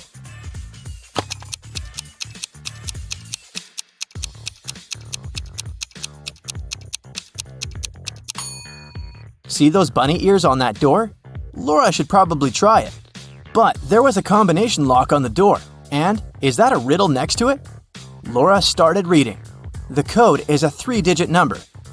682. One number here is correct and well placed. 635. One number is correct, but in the wrong place. 206. 2 numbers are correct, but in the wrong place. 738. Nothing here is correct. 780. One number is correct, but in the wrong place. Can you help Laura figure out the code?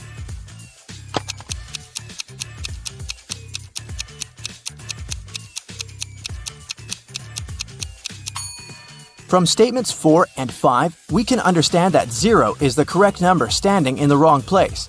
6 can't be the number we need. Otherwise, statements 1 and 2 would contradict each other.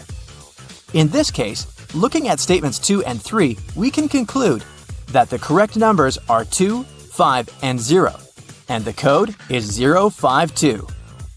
Laura opened the door and saw a long corridor. It led her to a large room. There, she saw a man dressed in black. He was sitting on a throne-like chair, holding Cinnabon. "Well, well, well, here you are," he said. "If you want to get your rabbit back, you'll have to do something for me." Laura had no choice but to agree. "You see, my wife Louisa disappeared during a performance she attended a week ago. Your task will be to find her." And the man gave Laura all the details. The girl questioned 3 witnesses.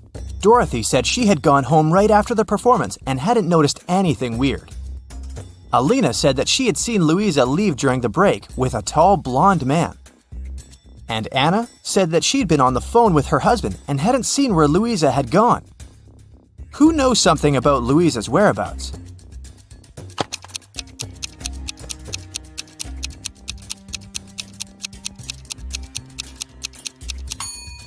Alina, look, during the intermission, she wasn't wearing her glasses. Neither did she have her lenses on. Look at how clumsily she moved. But then, how could she see Louisa leaving with a man? After Laura pressed Alina, the woman cracked. She admitted that she had seen some woman pulling Louisa away, but she was afraid to tell the truth since the woman seemed extremely unfriendly. Alina gave Laura a piece of paper the woman had dropped, but whatever was written there, it was a cipher. Can you help Laura crack it?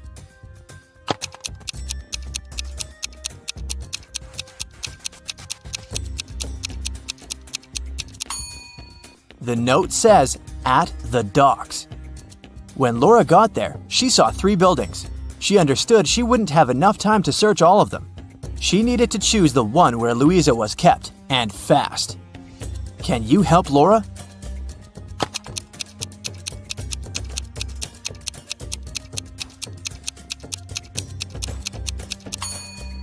Look at the dark blue construction attentively. Next to the window, there's the word "help" scratched with some sharp object. After looking around the building, Laura found 3 keys. She needed to figure out which one of them fit the lock. Hurry up!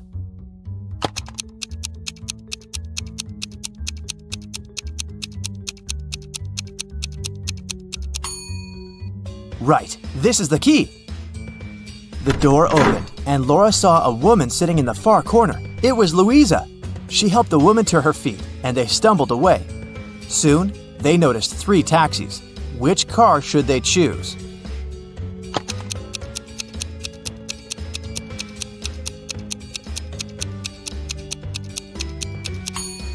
The first one doesn't have a license plate.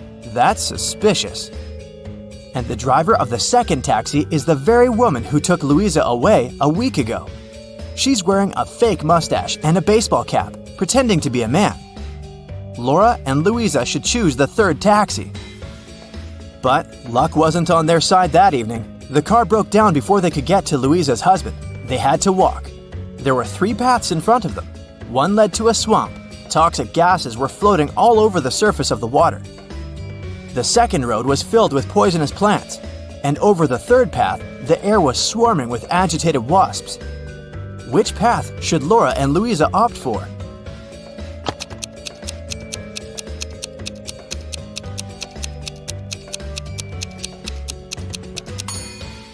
The second. At least the plants can't move, so if the women are careful, they'll be able to avoid touching them. Finally, they arrived at Louisa's house. Once the man in black saw his wife, he hugged her and turned to Laura. "I'm so sorry for using such methods, but I was getting desperate. I can't tell you why, but I had to keep her disappearance under wraps. That's why I chose to involve you. Thank you. I want to give something to you, but to get it, you'll need to crack this riddle." An electronics store owner came to work one day and saw that his safe was open. His money was nowhere to be found. He called the police. When a detective arrived, the store owner explained that the key to his safe was on the same keychain as the keys from his truck. 2 of his employees, Andrew and Ryan, used the truck and had access to all the keys, but the men had always returned them. The detective questioned the drivers. "Someone broke into your boss's safe yesterday. What do you know about this incident?" Andrew said, "I didn't copy the key. I wouldn't even know which one to copy." And Ryan said, I've been working here for 3 months and have never entered the boss's office yet. The detective understood who the thief was right away. Can you figure it out?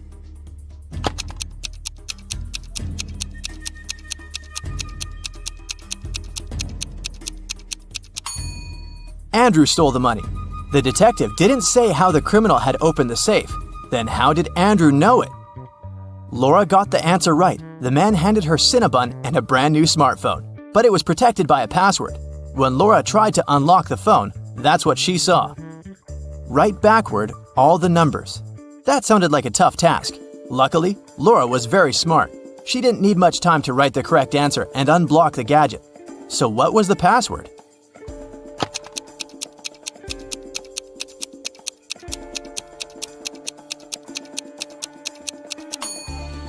SREBMUNEHTLLA.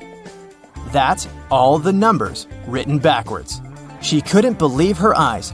She'd been dreaming of this all her life, but to get it, she'd have to set off on a very unusual journey. Louis returns home after sunbathing on a beach. He turns on the stove to make an omelet. Sometime later, while he's having breakfast, someone knocks on his door. Several men introduce themselves as maintenance workers. They tell Louis about a gas leak in his apartment and ask him to evacuate immediately. Louis slams the door in their faces and calls the police. He's sure these guys are thieves. Why would Louis think that?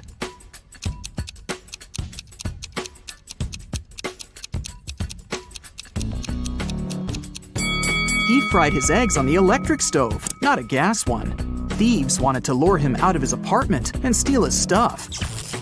6 people got stuck on a desert island. They know a helicopter will arrive in a few hours, but they need to eat something now. They have a pot, a bottle of fresh water, and 5 potatoes. They cook them and are about to have dinner.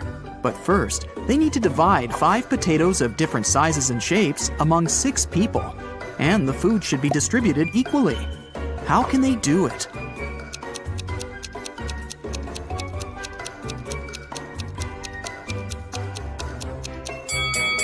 Easy. They should just prepare mashed potatoes. One famous film director loved it when people spoke about him, even if it was something negative. Once, he made a terrible movie. The man wanted people to hate it.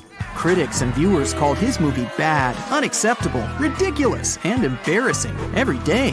And the director enjoyed it. A couple of years later, in an interview, he asked a journalist, "So, what do you think about my latest movie?" The journalist replied shortly, but his answer offended the director. What did the journalist say?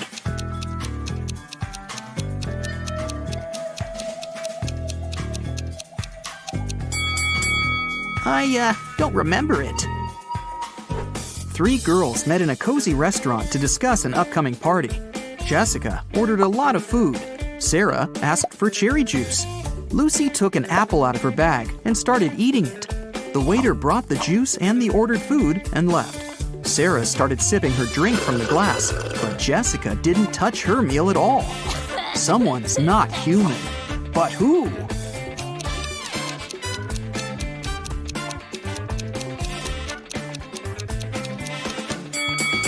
It's the waiter.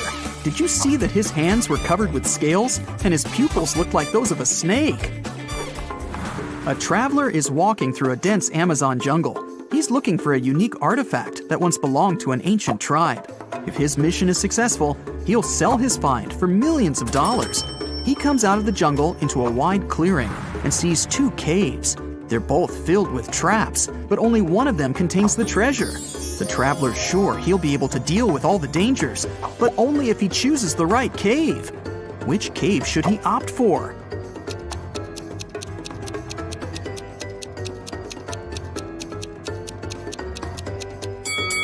The right cave. See, the entrance is overgrown with cobwebs. This means that no one's been there for a very long time. All the other treasure hunters entered the left cave, and they never came back. Mark's friends invited him to a picnic. He arrived at the place, walked around the house, and saw a group of 8 people. None of them was his friend. It was the wrong house. Before leaving, Mark noticed that 3 people in that group were androids.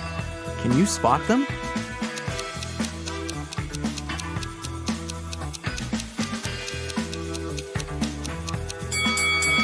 That guy is pouring a drink from a gasoline container. Smoke is coming out of this elderly lady's head because of a short circuit. And this girl is charging her phone through a cable connected to her neck. After a shipwreck, Jack found himself on a desert island. He built a raft and equipped it with small sails that he took from the ruined ship. Jack couldn't sail far from the shore because there was no wind. A few days later, he noticed a ship. It was approaching the island, but its wind-filled sails were facing the opposite direction. According to the laws of physics, it should be sailing away from the island. Besides, there was no wind. So how is it possible that the ship was getting closer to the shore?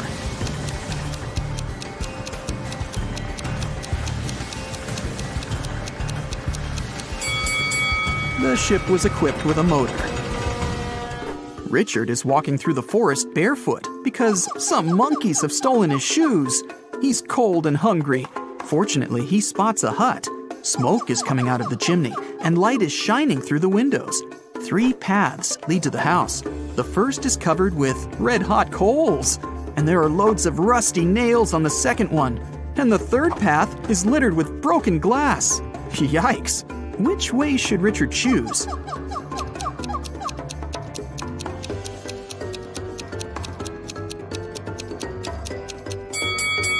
It's cold, so Richard can wait until the coals cool down. And while he's waiting, he can warm up next to them. Toby has been wandering through the desert for several hours. The sun's burning his neck. There's nothing but hot sand around. He's run out of all the water he had. Toby gets weaker and weaker, and finally, he falls down. At this moment, he sees 2 tiny ponds. Toby only has enough strength to get to one of them. Which of these ponds is a mirage, and which is real?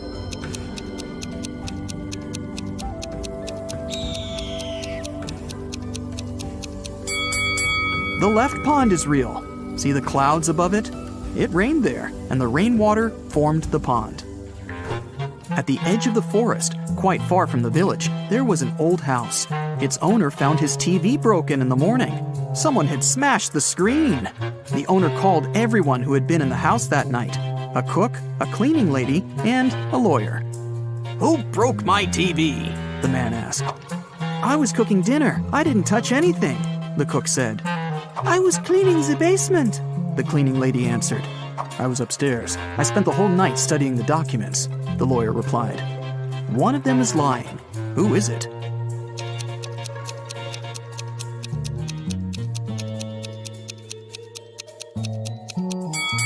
The lawyer.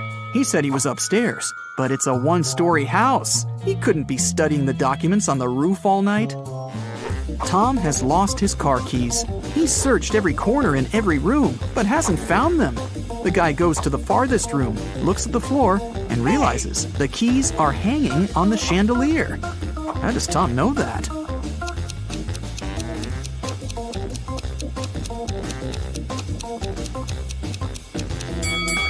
The floor is reflective. An elderly philosophy teacher began an exam. His students were sitting in their seats, listening to him. Here's a task for you. Prove that everything that happens around me is real, and I'm not sleeping. Whoever writes the most convincing proof will get the highest points. The students had been writing for several hours, but almost no one got a good grade, except for one girl. She wrote an essay consisting of several words. What did she put on paper?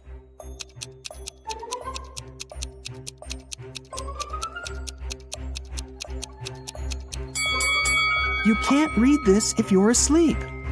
By the way, you can use this tip while sleeping. It's almost impossible to read anything in a dream.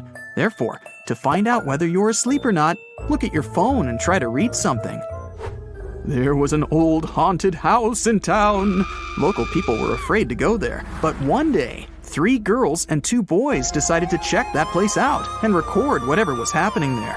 They approached the scary building, but one guy, Rob, refused to come in. He said he would wait for his friends outside. The rest of the group went into the house. Rob was nervous. After waiting for them for a few minutes, he was ready to call someone for help. But all 4 girls and 1 boy returned at this moment. Rob realized there were ghosts in the house and ran away from there. How did he know that?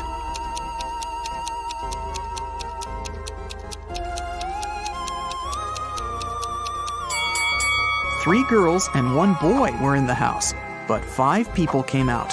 One girl was a spirit. Rob saw her and ran away. Michael is walking along the sidewalk, holding his hands behind his back. A car appears from around the corner behind him. At this moment, Michael is walking near a big puddle. The driver accelerates. He's going to splash the water all over Michael. But at the last moment, he suddenly slows down and drives around the puddle. Why didn't he drench Michael?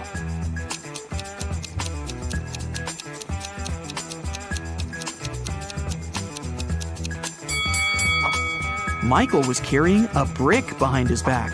The driver was afraid that Michael would throw it at his car, so he didn't drive over the puddle. Alexandra is walking around an old castle. There are lots of portraits of kings and queens on the walls. The corridor is lit by candles. Alexandra goes down to the first floor, where several people are dancing. The girl feels as if she has somehow traveled to the previous century. But wait a minute, this is all fake. How did the girl understand that?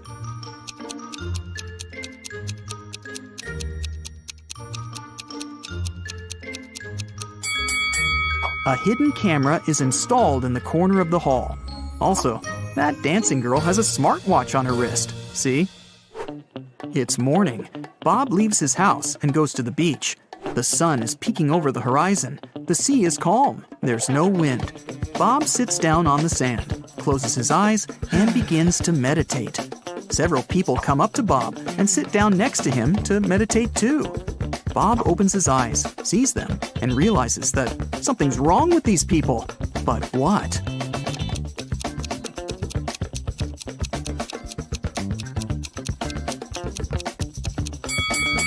Look at Bob, and now at how these people are sitting. They aren't touching the sand. Their bodies are half an inch above the ground. Bella and Shelley are sisters and best friends. One weekend, their parents went on vacation. Before leaving, they strictly forbade Bella and Shelley to have parties in the house. But the sisters didn't listen and invited all their friends as soon as their parents left. After the party, the entire house was a mess. So, Bella and Shelley hired a cleaning lady to get rid of any evidence of the party.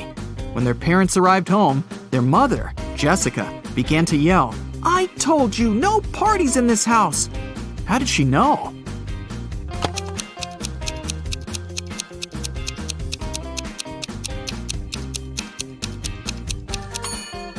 The house is too clean.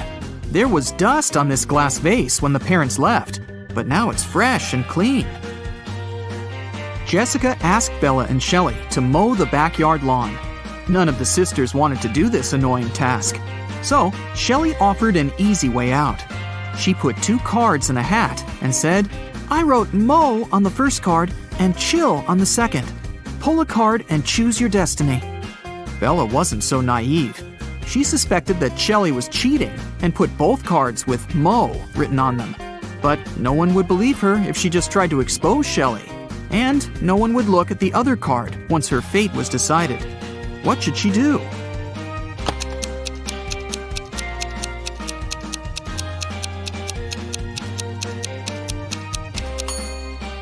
When asked to draw a card, Bella should pick any and destroy the paper without looking at it.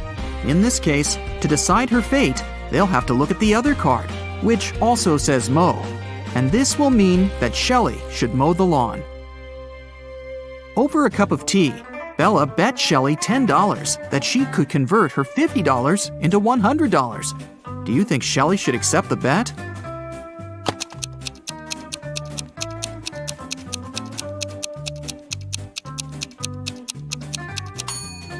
There's no logical reason behind accepting it.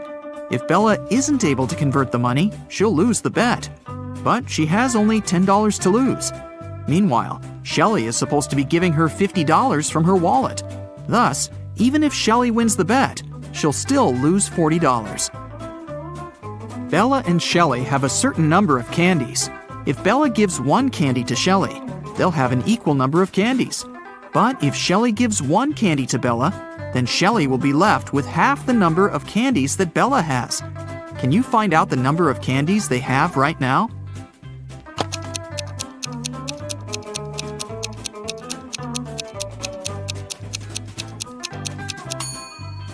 Let's use some math to figure it out. Right now, Shelley has X candies and Bella has Z candies. Now we can sum it up in these equations. X plus 1 equals Z minus 1. Therefore, Z minus X equals 2. Also, X minus 1 equals Z plus 1 divided by 2. Now we know that 2X minus Z equals 3. So, if we equate these two conclusions, we'll get the following. X plus 2 equals 2X minus 3. Now we know that X equals 5 and Z equals 7. Therefore, Shelley has 5 candies and Bella has 7 candies. Shelley was doing laundry and found out that her favorite t-shirt got torn. Can you count the exact number of holes in her t-shirt?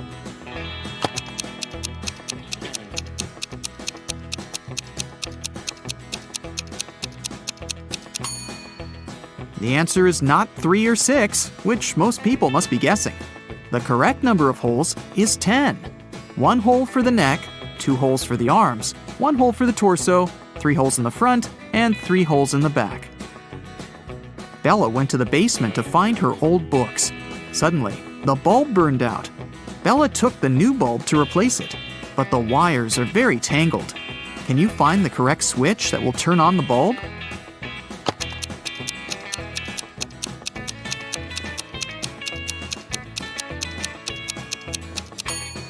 It's the red switch. The best way to get the answer is to start from the bulb. It's been a long day. Bella finally went to sleep. But when she saw her bedroom, she yelled and ran away. Can you tell what's wrong here?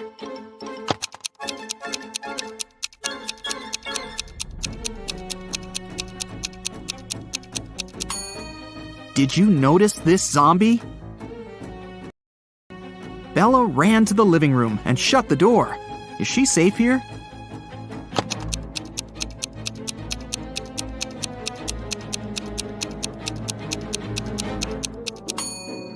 Nope. Take a look at the mirror. Some stranger is inside the room. Bella and Shelley went hiking with their friends. 4 of them went into a completely empty lake. And then 8 people came out. How is this possible?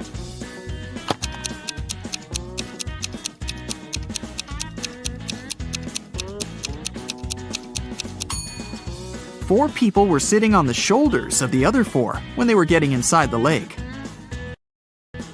The guys made a stop to have a picnic. They began to play football. During their play, Bella's boyfriend, Rob, busted his lips and ears and broke a couple of ribs and thighs. However, he still managed to play a professional match the very next day. How can this be possible?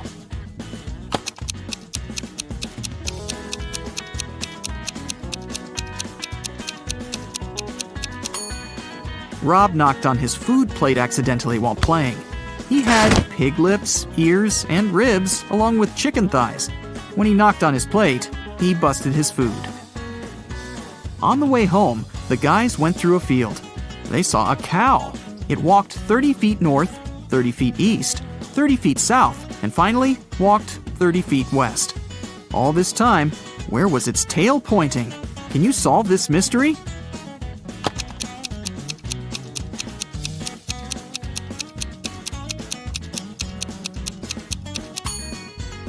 Downwards, of course.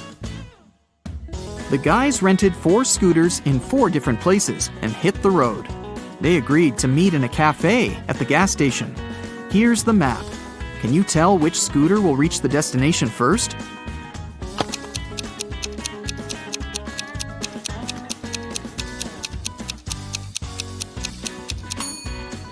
The third one. Bella and Shelley were trying to get the perfect gift for their father's birthday.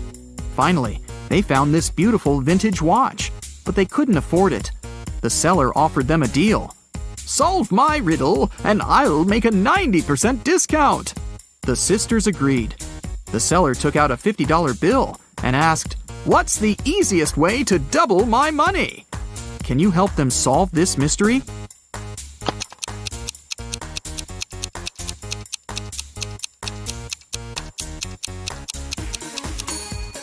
They should put the bill in front of a mirror. The sisters decided to have lunch in a cozy little cafe. The cook offered them tomato soup, mushroom salad, chicken wings, octopus, and mushroom pizza. Can you help them choose the safest food?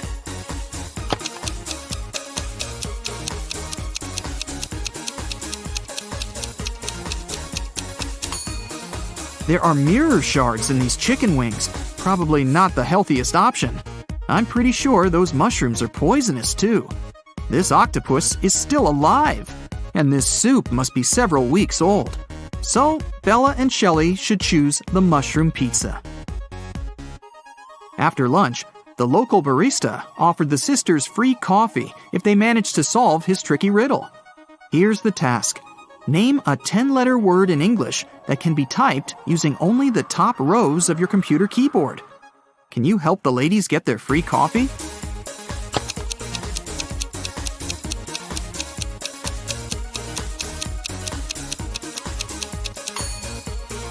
And the correct answer is typewriter. Great job! Shelley got a job at a restaurant. One night, a cook, a cobbler, and a doctor went to dinner together and asked Shelley to split the bill equally among them. When the bill arrived, it was for 4 people. How can this be possible?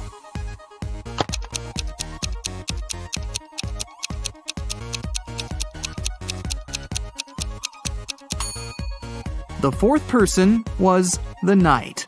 It was just misspelled as night. Shelley and Bella were walking down the street. Suddenly, they saw this creepy shadow. Can you guess what's going on here? Should they be worried?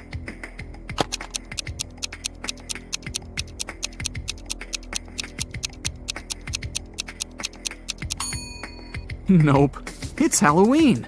The guy is just walking around and scaring people in his witch costume. See, he's wearing sneakers. Shelley and Bella saw this mysterious magic shop sign and decided to go get some tarot readings. As soon as they entered the shop, a wicked witch locked the door and said, I will make your biggest dreams come true if you crack my code. But if you fail, you'll stay here forever. Then she gave them the following clues. A. 981. One number is perfectly placed. B. 924. Everything is incorrect. C. 093. 2 numbers are part of the code, but are in the wrong places. D. 147. One number is part of the code, but is in the wrong place. E. 783. One number is part of the code, but is in the wrong place. Can you help Shelley and Bella?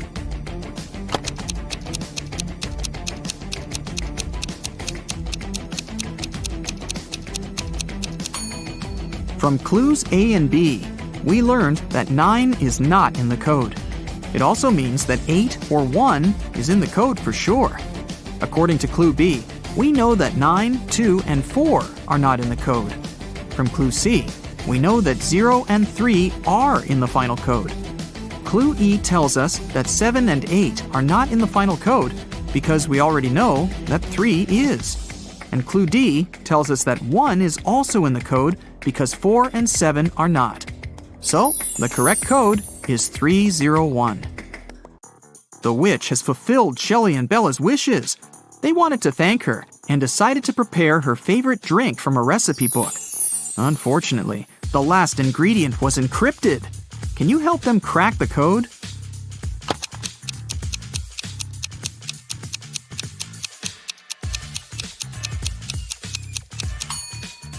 They should add a tear of a triton. After visiting the witch, Shelley met a handsome guy, Tom. They had a perfect date. Shelley couldn't believe that he was real. She thought it was an illusion created by the witch's spell. So she decided to test the guy's logical skills. She showed him this list and asked just one question. What do these words have in common? Can you help Tom?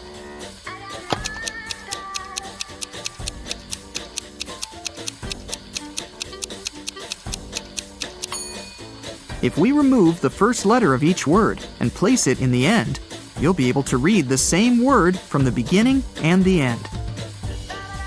Can you figure out the next number in this sequence?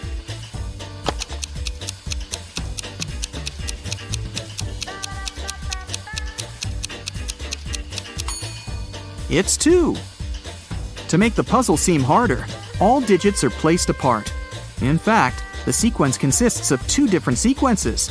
The first one is 2, 3, 4, 5, and so on. And the second sequence is 9, 18, 36, 72, and so on. Now it's obvious that the next digit should be 2. Hey there! Want to check how attentive you are? I bet you're a quick thinker and will be able to crack all my scrambled words in no time. Remember to note down your score and share it in the comments at the end of the video. Level 1. Let's warm up unscrambling 4-letter words. And here we go. The first one.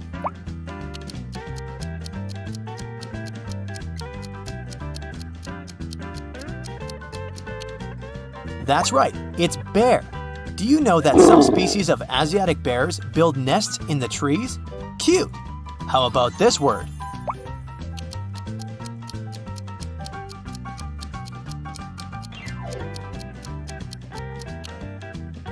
If you said cold, you're absolutely right. And in the coldest place on Earth, which is in Antarctica, temperatures drop to negative 128 degrees Fahrenheit.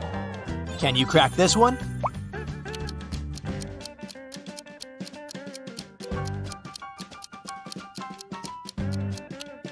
The word door is scrambled here. A little hint, this word is connected with water.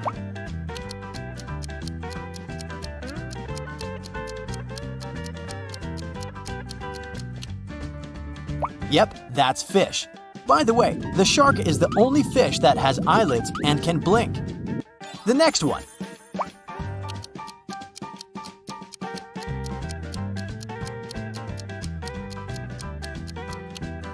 It sounds like air, but is actually hair. Do you know that the average person has 100,000 to 150,000 strands of hair? How about figuring out this one?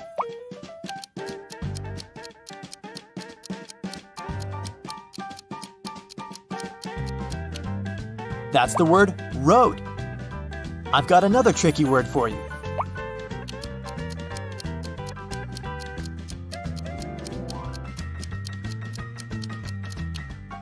And if you said skin, you're absolutely right.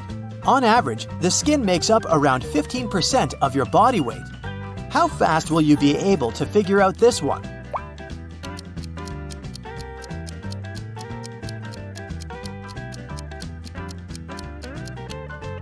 Right, the word year is hidden here. The next tricky word for you.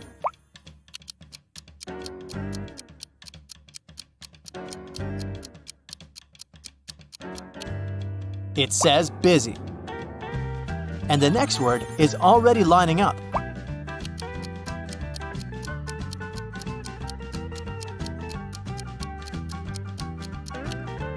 That's the word city. At the moment, the most populated city in the world is Tokyo, Japan, with more than 37 million people living there. Are you ready for something more complicated? Then let me take you to level 2 with 5-letter scrambled words. And here's the first level 2 word. Concentrate and crack this riddle.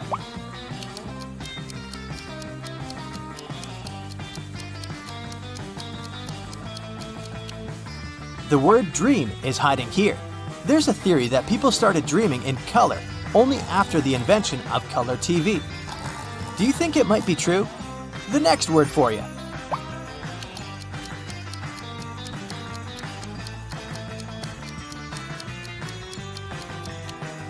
Right you are.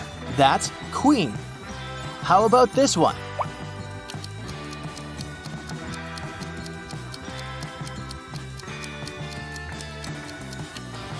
This is river. By the way, billions of years ago, there could have been rivers on Mars. I bet you won't be able to guess what word is hidden here.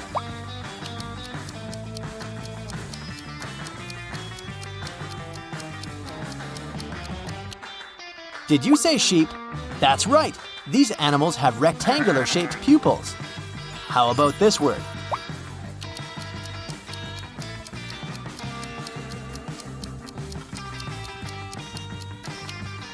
That's the word skill. The next word means something endless, something eternal. Oops, did I say too much?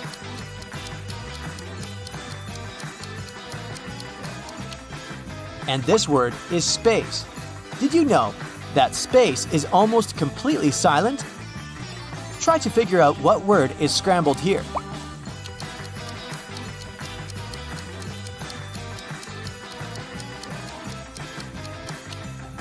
That's the word train. Fun fact, America's first steam locomotive lost a race to a horse.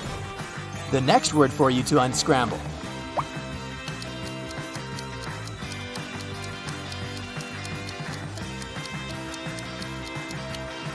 Right, that's table. And how about this one?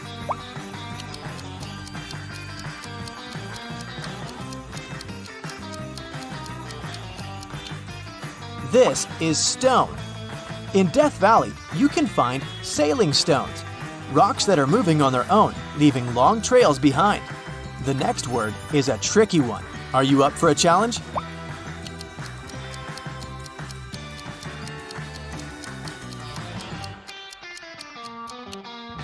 Okay, it was probably not so difficult. Sugar. Level 3. 6-letter words. Wait, what? Calm down, I'm sure you'll manage. Okay, take a deep breath. Ready? Go!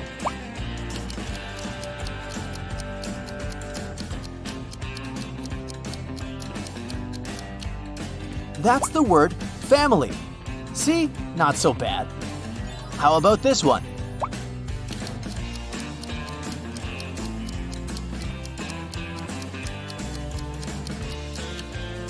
The word system is hidden here.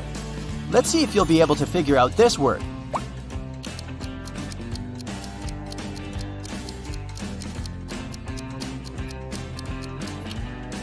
Right, it's coffee. They're seeds found inside the coffee cherry. The next word is one of the cutest you'll find in this quiz.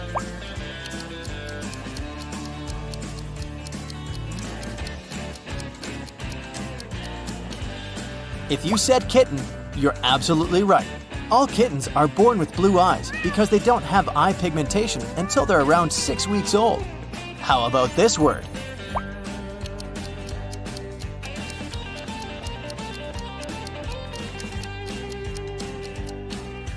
Yep, it's spring. What's your favorite season? The next word is right here.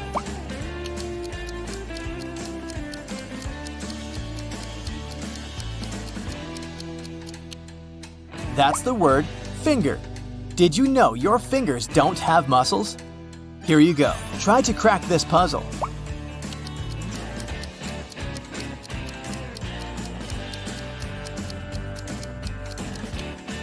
Was it tricky?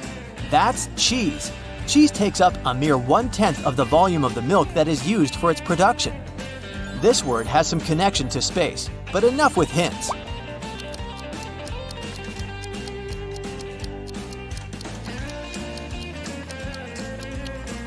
Right you are, that's planet. The coldest planet in our solar system is Uranus. Its surface temperature often drops to -371 degrees Fahrenheit. I dare you to unscramble this word.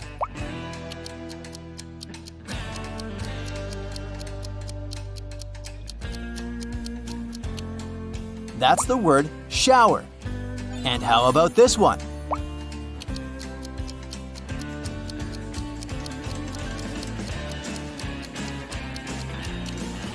The word orange is hiding here. By the way, there are more than 400 varieties of oranges in the world. And the mind-boggling level 4. The trickiest words, the sweetest taste of victory. Okay, here we go. The first word.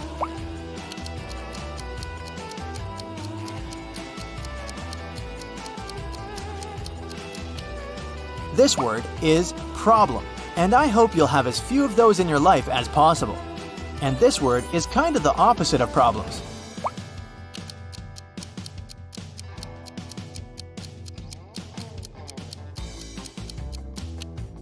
Did you say success? Right you are. Now a word from the animal kingdom. Can you guess this one?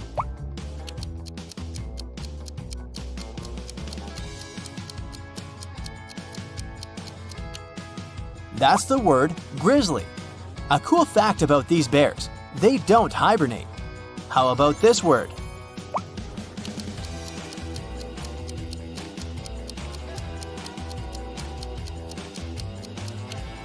Did you see language hiding here?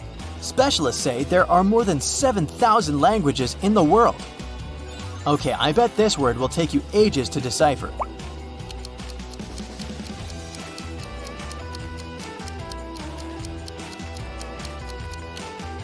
Right, this is squirrel. By the way, squirrels' front teeth never stop growing. The next word is often cold and rainy, but it depends on where you live.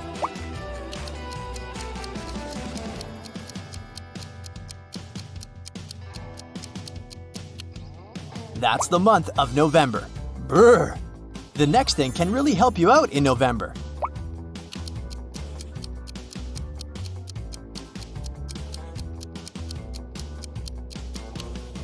That's right, it's umbrella. You're doing great, but will you be able to crack this one?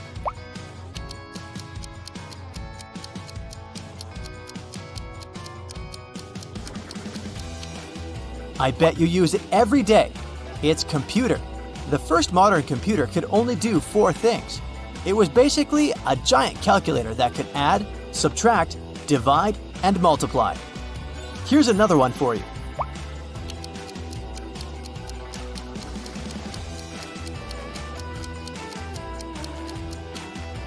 Yummy sandwich. The heaviest sandwich ever made weighed more than 5,000 pounds.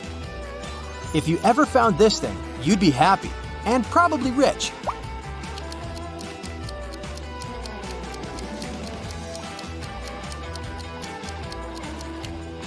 If you thought of treasure, you guessed correctly.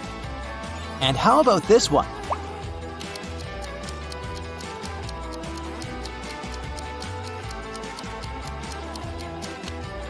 That's the word fortress. Aha! Today, Peter and Zach's dream has come true. They've bought a trailer. Now they're ready to begin their long-planned journey through mystical places all over the country to make their vlog. But first, they need to pack. There are 3 boxes, but the guys can only take one of them. Which box should they choose?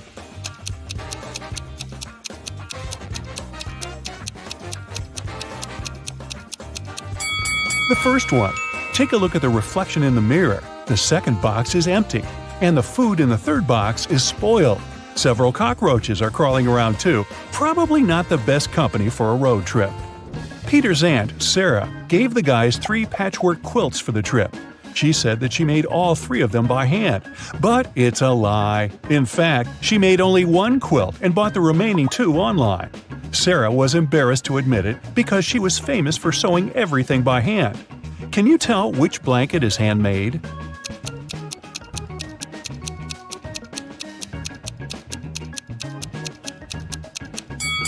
The third one. Look at this piece of fabric. It's identical to Sarah's skirt. She sewed these 2 items using the same material. Finally, Zach and Peter hit the road. They headed for the first spot. It was an abandoned library on a hill. Subscribers told the guys many ghost stories about this place. But our vloggers were skeptical and wanted to explore the building on their own. They walked around the library, recording videos and taking Polaroid pics. But they didn't meet any ghosts. When they returned to the trailer and looked through the pictures, they freaked out and locked all the doors. They left this creepy place as soon as possible. What scared them so much?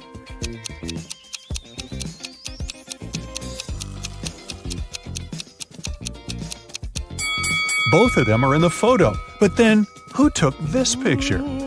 The guys made a stop at the local coffee shop to get some hot drinks. As soon as they came in, Peter grabbed his camera and started recording. Why?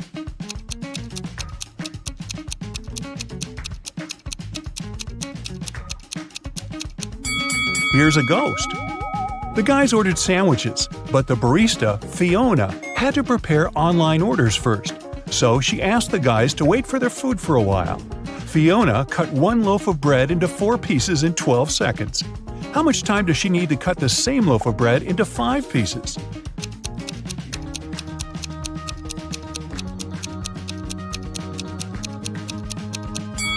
16 seconds.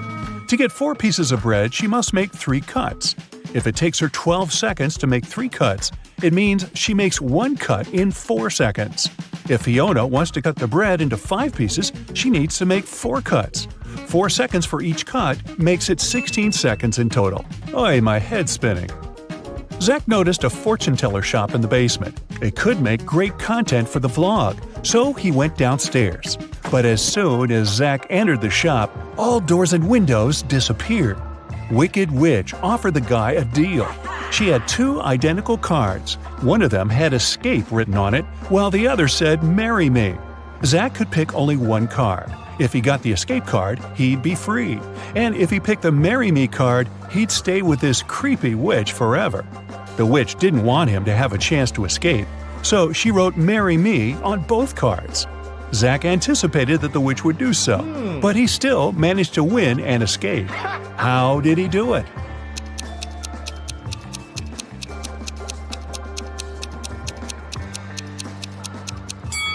He picked a card and dropped it in the fireplace, saying it was an accident.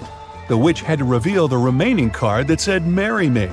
According to the rules, there had to be 2 different cards. So the witch had nothing to do but agree that the card Zach had picked and burned must have been the escape card.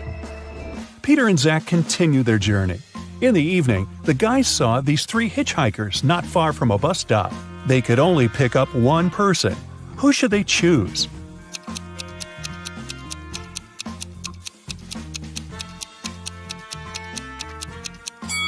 This pretty girl is a werewolf. Hey, look at her toes. She has already begun to transform because it's the full moon. And this harmless-looking elderly lady is a runaway criminal. Take a look at the poster hanging at the bus stop. It's her portrait. As for the guy, he looks pretty harmless. Yeah, his clothes are indeed stained with something red, but that's just some paint because he's an artist. Look, there are art supplies in his backpack. The artist, whose name was George, told the guys about another interesting, mysterious place. The locals called it the Haunted House. 1 week ago, George heard strange screams coming from inside. He went to check the house. A minute later, he ran away screaming. What scared him so much?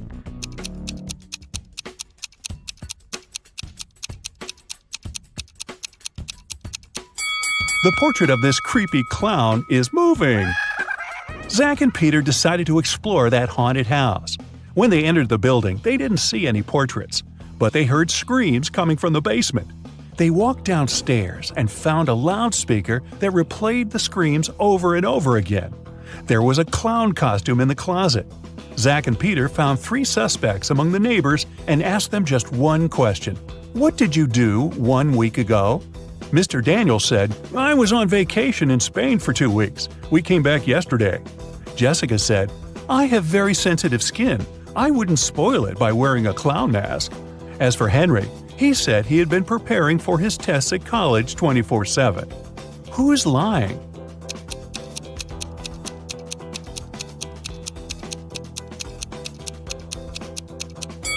Jessica. Zach and Peter didn't say anything about the clown, but she started making excuses anyway. The guys arrived at the local hospital to film an interview with a famous professor, Dr. Thompson. But first, he had to help 4 people. Kyle complained, I'm misophonic. I wash my hands 100 times a day. Kelly explained, I'm afraid of heights. I can't even ride a bike. Fred complained, I have a strong fear of water. I can't even look at a faucet. And Jenny claimed that she had claustrophobia. She always fainted in elevators. Dr. Thompson knew for sure that only one of these people told the truth. Can you tell who?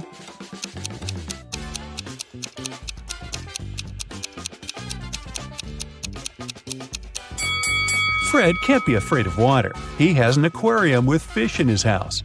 Jenny lives in a tiny van, so she can't have claustrophobia. And Kyle's apartment is too messy for someone who has a fear of dirt and germs.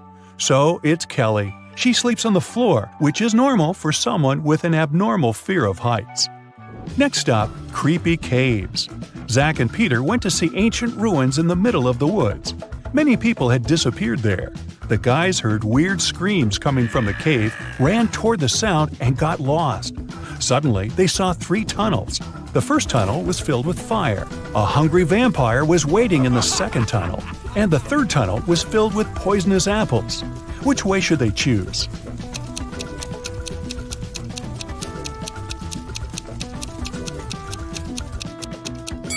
The third tunnel is safe.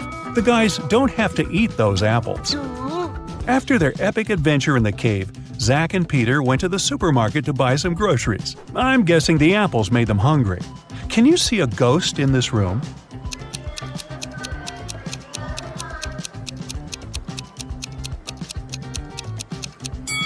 Here it is. Peter and Zach found out that people had seen some zombies in this abandoned town. So they decided to make a stop there and check for themselves. The town looked empty. The guys were very disappointed. But suddenly, a crowd of hungry zombies popped out of nowhere and started chasing them. The guys ran into a hospital and locked the door. Zombies began breaking the door down. Luckily, a helicopter with a rescue team arrived quickly. It was going to land on the roof. Zach and Peter needed to get there as soon as possible. Help them find the shortest way.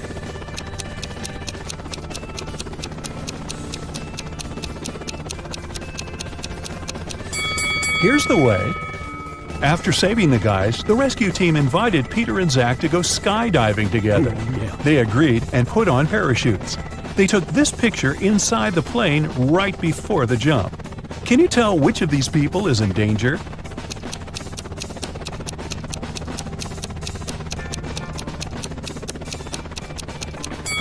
This man over here, he's wearing a regular backpack instead of a parachute. The guys made a stop on the shore of a famous, mysterious lake. They went fishing. Suddenly, a mermaid jumped out of the water and dragged Zach into the lake. Peter jumped into the water to rescue his friend. Finally, he found Zach wrapped in seaweed on the rocks in the middle of the lake. 3 mermaids had gathered around Zach and were singing their songs. When they noticed Peter, they said, "We'll set your friend free if you guess which one of us is not a real mermaid." Can you help the guy?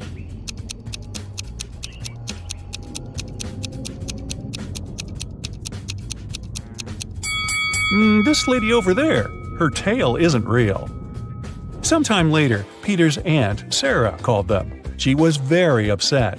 She found out that she had left her diamond ring in the guy's trailer. Peter found the ring and said, "No worries, we're going to send it back to you." But there was a problem.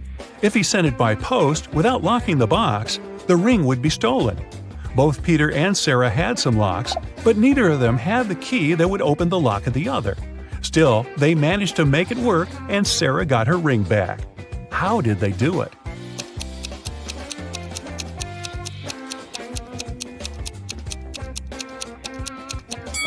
Peter locked the box with the ring and sent it to Sarah. When Sarah received the box, she added her lock and sent it back. Peter received the box and removed his lock. Then he sent the box back to Sarah.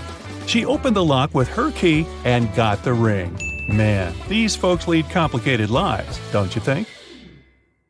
Susan found out that her favorite pop band was playing a private concert for VIP clients in a luxurious club. She decided to sneak inside through the back door. But, unfortunately, Susan came across a strict guard behind the door.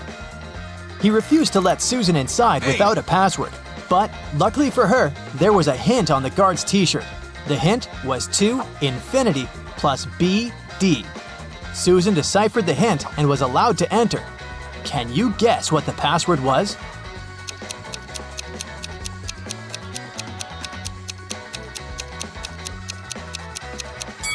It was to infinity and beyond. After the concert, Susan met up with her friend Bobby. Bobby was an expert in ghost activity. He invited Susan to go ghost hunting to a creepy old hotel. Of course, Bobby had state-of-the-art equipment. Once they arrived at the hotel, his equipment indicated there was strong paranormal activity going on. It looked like the ghost had a sense of humor and wanted to play hide-and-seek with them before it revealed itself. It led Bobby and Susan into a room with 4 doors. Each door had an inscription on it with some clues. The sign on door A said, "It's behind B or C." The sign on door B claimed, "It's behind A or D." Door C said, "It's in here." And door D stated, "The ghost isn't here." Bobby and Susan looked very confused until a note appeared next to their feet. It said, "3 of the inscriptions are false and 1 is true." Can you guess which door leads to the ghost?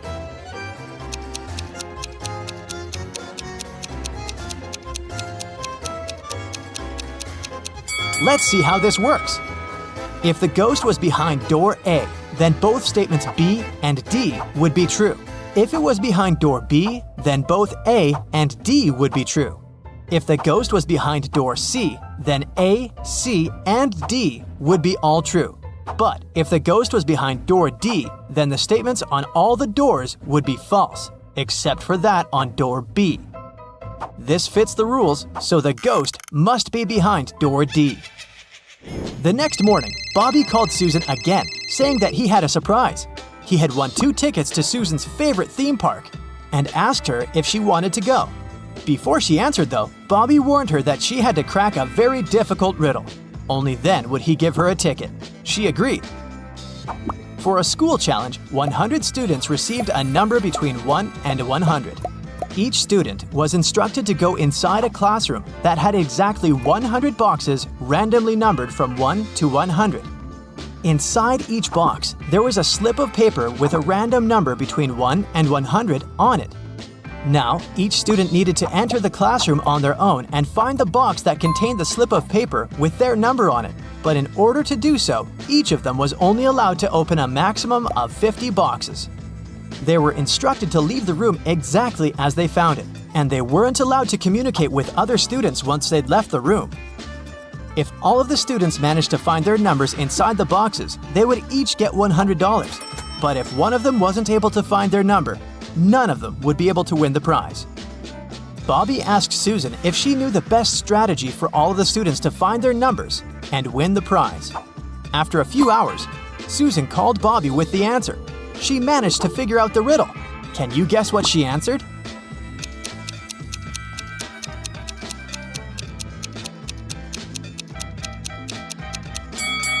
This riddle isn't obvious, but let's see how it works. If each student searched for their numbers randomly, they would each have a 50% chance of finding the box with their number inside. This is because there were 100 boxes and they were allowed to look inside 50 of them. However, the probability of all of them finding their own number following this random strategy is absurdly small. So, to increase their chances of collectively finding their numbers, they would need a better approach. The students could use something called the loop strategy. After entering the classroom, they should go directly toward the box that has their number on top of it. The number inside probably won't be their number, but that's okay. They should check the number inside the box and go look for the box with that same number on top of it, and so on and so forth. They should keep doing this until they find the paper with their number on it. This strategy means there's more than a 30% chance of the students finding their numbers and winning the prize. It's not a huge probability, but hey, at least they'll have fun trying to figure it out. One afternoon, Susan found her father, Frank, in the living room. Frank was a private investigator and he had just received a message revealing the address of the town's most dangerous criminal, Dirty Jack. He decided to go check the area, even though he didn't know what the criminal looked like. The address turned out to be an old warehouse. When he busted inside, he found 4 people sitting at a table. They were a carpenter, a truck driver, a mechanic, and a firefighter. Without any hesitation, Frank arrested the firefighter. How did he know it was the criminal?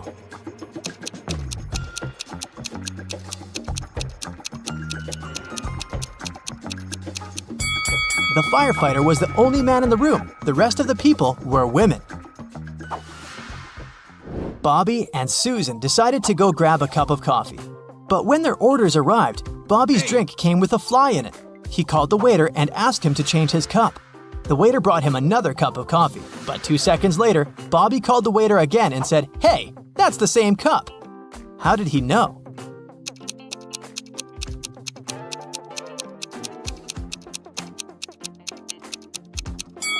Because Bobby had already put sugar in his coffee.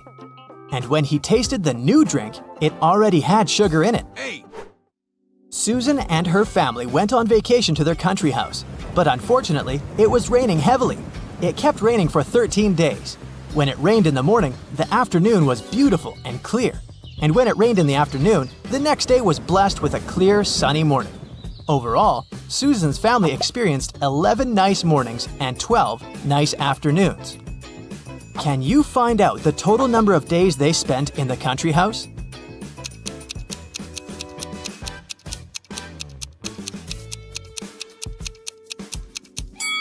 The total number is 18 days. Here's how you can figure it out. Let's call clear afternoons X, clear mornings Y, and periods of time with no rain O.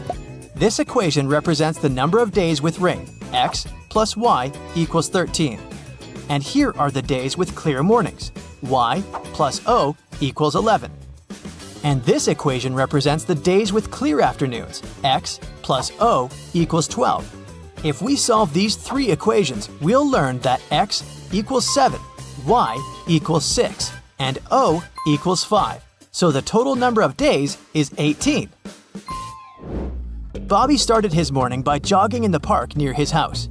When he returned, he got to know some very unpleasant news. Someone had stolen his car. He questioned 3 of his neighbors. Henry said, "I've been playing video games for the past 12 hours and haven't left my basement." Rosie said, "I'm a gardener. I've been planting daisies in the public area all morning, and I think I saw a suspicious man who opened the car using a knife." Jack said, "I saw your car when I went out for groceries, but when I returned home, it was gone." Who's lying?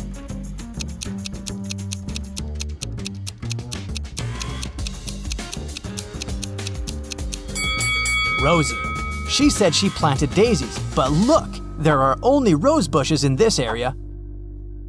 One day, Susan found a box on her desk with a note that read, "What can run but never walks, has a mouth but never speaks, has a head but never weeps, has a bed but never sleeps." Can you decipher this riddle?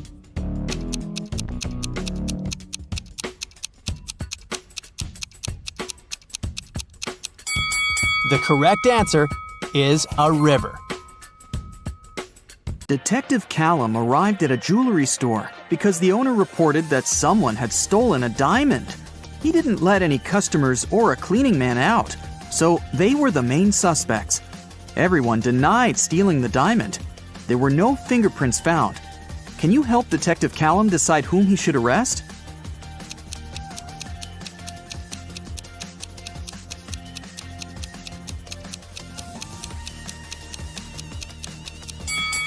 He should arrest the man and the woman wearing gloves. Since no fingerprints were left, it must be one of them, or both. Olivia sneaked into an old mansion to explore it and got trapped inside. There are 3 ways out, and all of them are dangerous. Behind the first door, the roof and the floor are made of magnifying glass, and the sun would burn anyone who enters. Behind the second door, there's a dangerous doll with knives that can come to life at any moment. Behind the third door, there's a room filled with poisonous gas that makes anyone's skin melt. How can Olivia escape safely?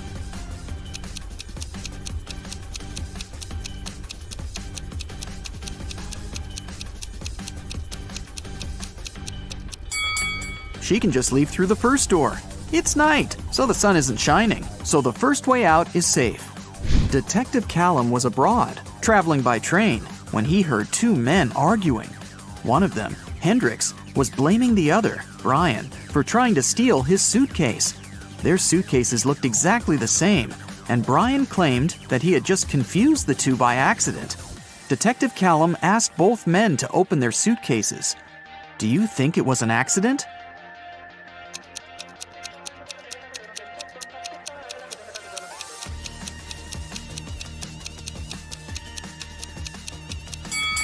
Hendrix's suitcase is filled with clothes and electronic devices and must be pretty heavy.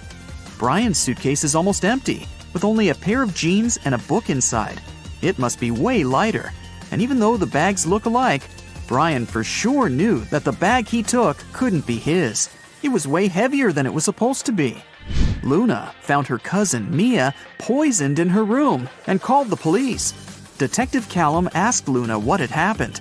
She said that she was walking past Mia's house when when she saw that the light in her room was on.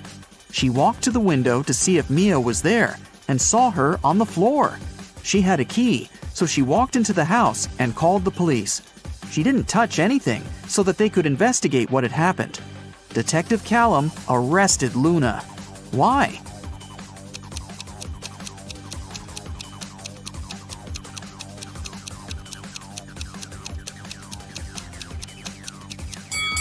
She said that she saw Mia in the window. But look, the blinds are closed. If Luna hadn't touched anything, she couldn't have seen what was going on in the room. She must be lying about something. While Ms. Virginia Dell, a rich lady, was on her 3-month business trip abroad, her mansion was robbed. The security was notified, and Detective Callum started the investigation. There were 3 people caught on the security camera, and he started interrogating them. Charlotte, Ms. Dell's cousin, said that she'd visited several times to collect the mail. Camilla, the housemaid, said that she had come 3 days ago to clean the house. Ismail, the gardener, said that she came every Wednesday to take care of the garden. All of them denied stealing anything. Detective Callum arrested one of them. Whom?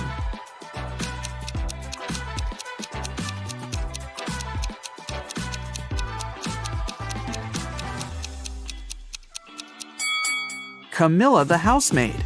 She said that she had cleaned the house 3 days ago. But look at the house. There's dust and dark stains. It doesn't look like the house has been cleaned recently, so she probably lied. Abigail stayed late in the office because she had a lot of work to do. She left the room to get some snacks and a coffee. Half an hour later, she returned and found out that someone had stolen her wallet, so she called the police. Detective Callum interrogated 3 people who were still in the office. Noel, the cleaning man, said that he had been cleaning another floor and had never stepped into Abigail's office that day yet. Sonia, the accountant, said that she had been talking on the phone with her mom. Sean, a regional manager, said that he had been in his office, flooded with work. Who stole the wallet?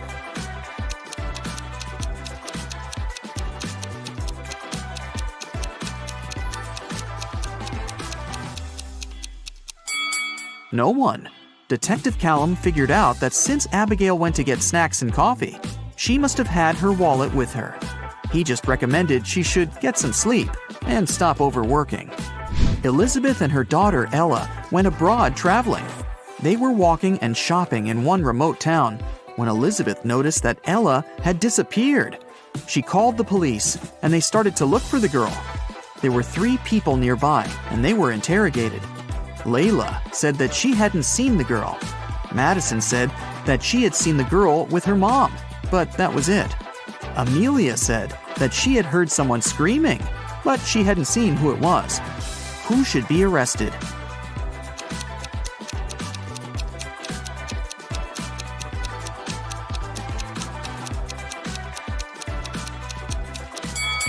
Layla. Look, she's carrying Ella's purse. Gideon had a girlfriend, a sister, and 2 cousins. Figure out who Gideon's sister is if the cousins are saying the truth and the sister and the girlfriend are lying. Chloe. E is his girlfriend. Ruby. Chloe is lying. Skylar.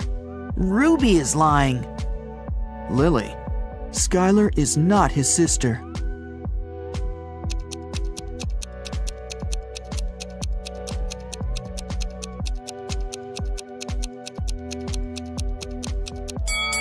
If Chloe is telling the truth, then Lily is lying.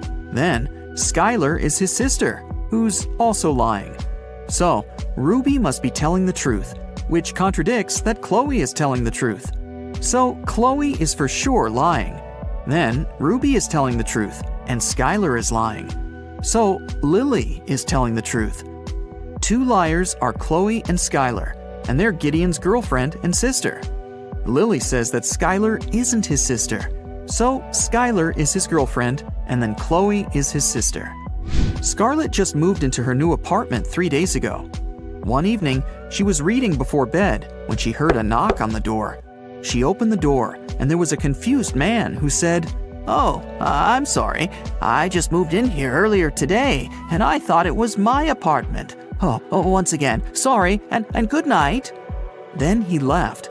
Scarlett didn't believe that it was just a mistake and reported the man to the police. Why?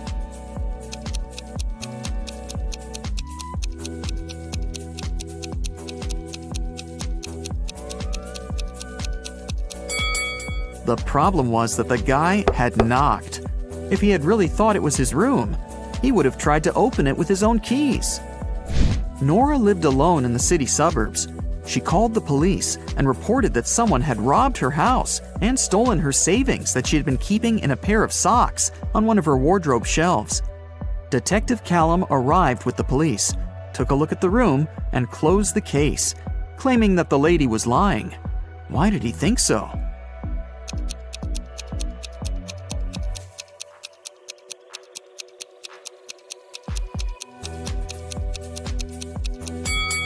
The room was absolutely clean.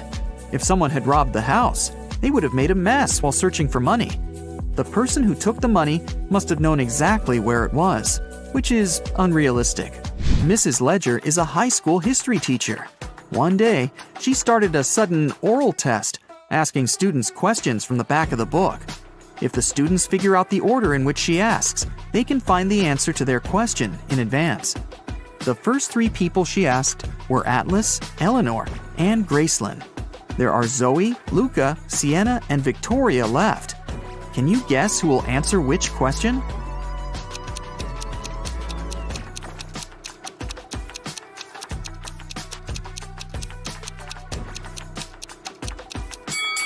Mrs. Ledger is asking students in alphabetical order. So, up next is Luca, then Sienna, then Victoria, and Zoe. Another day, another test. Once again, Mrs. Ledger is asking students. This time, the first ones to answer were Zoe, Luca, and Atlas. In which order will she ask the remaining students?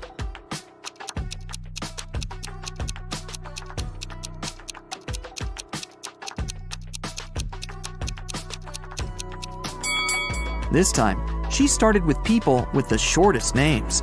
There are 3 letters in Zoe, 4 in Luca, and 5 in Atlas. The next one is Sienna, who has 6 letters in her name. Then Eleanor with 7 letters, Victoria with 8 letters, and Gracelyn with 9. Ellie found herself locked in a dungeon and couldn't remember what had happened. She looked around and saw a door that could have been a way out, but it required a passcode, and she didn't know it. Luckily, there was a hint. 1-802-3004-0803-2611. She has just one chance, and if Ellie doesn't get it right, the dungeon will get locked forever. Can you help her decide which password is the correct one?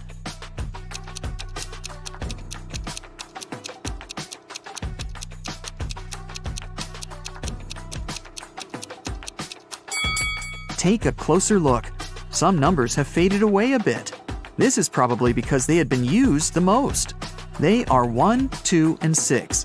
The only code that uses all of them is the last one, 2611. It must be this one.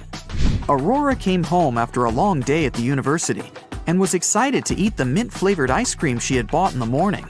But when she opened the freezer, the ice cream was gone. Aurora asked her 3 siblings who had eaten her ice cream, and they all denied it. Dawn said, "I'm on a diet, and I haven't been eating ice cream and stuff for a week now." Everett said, "Dude, I had my chips. There was no need to eat your ice cream this time." Phoenix said, "First, I don't like mint ice cream, and second, I was in my room all day, and I didn't even go down once until now." Who has eaten the ice cream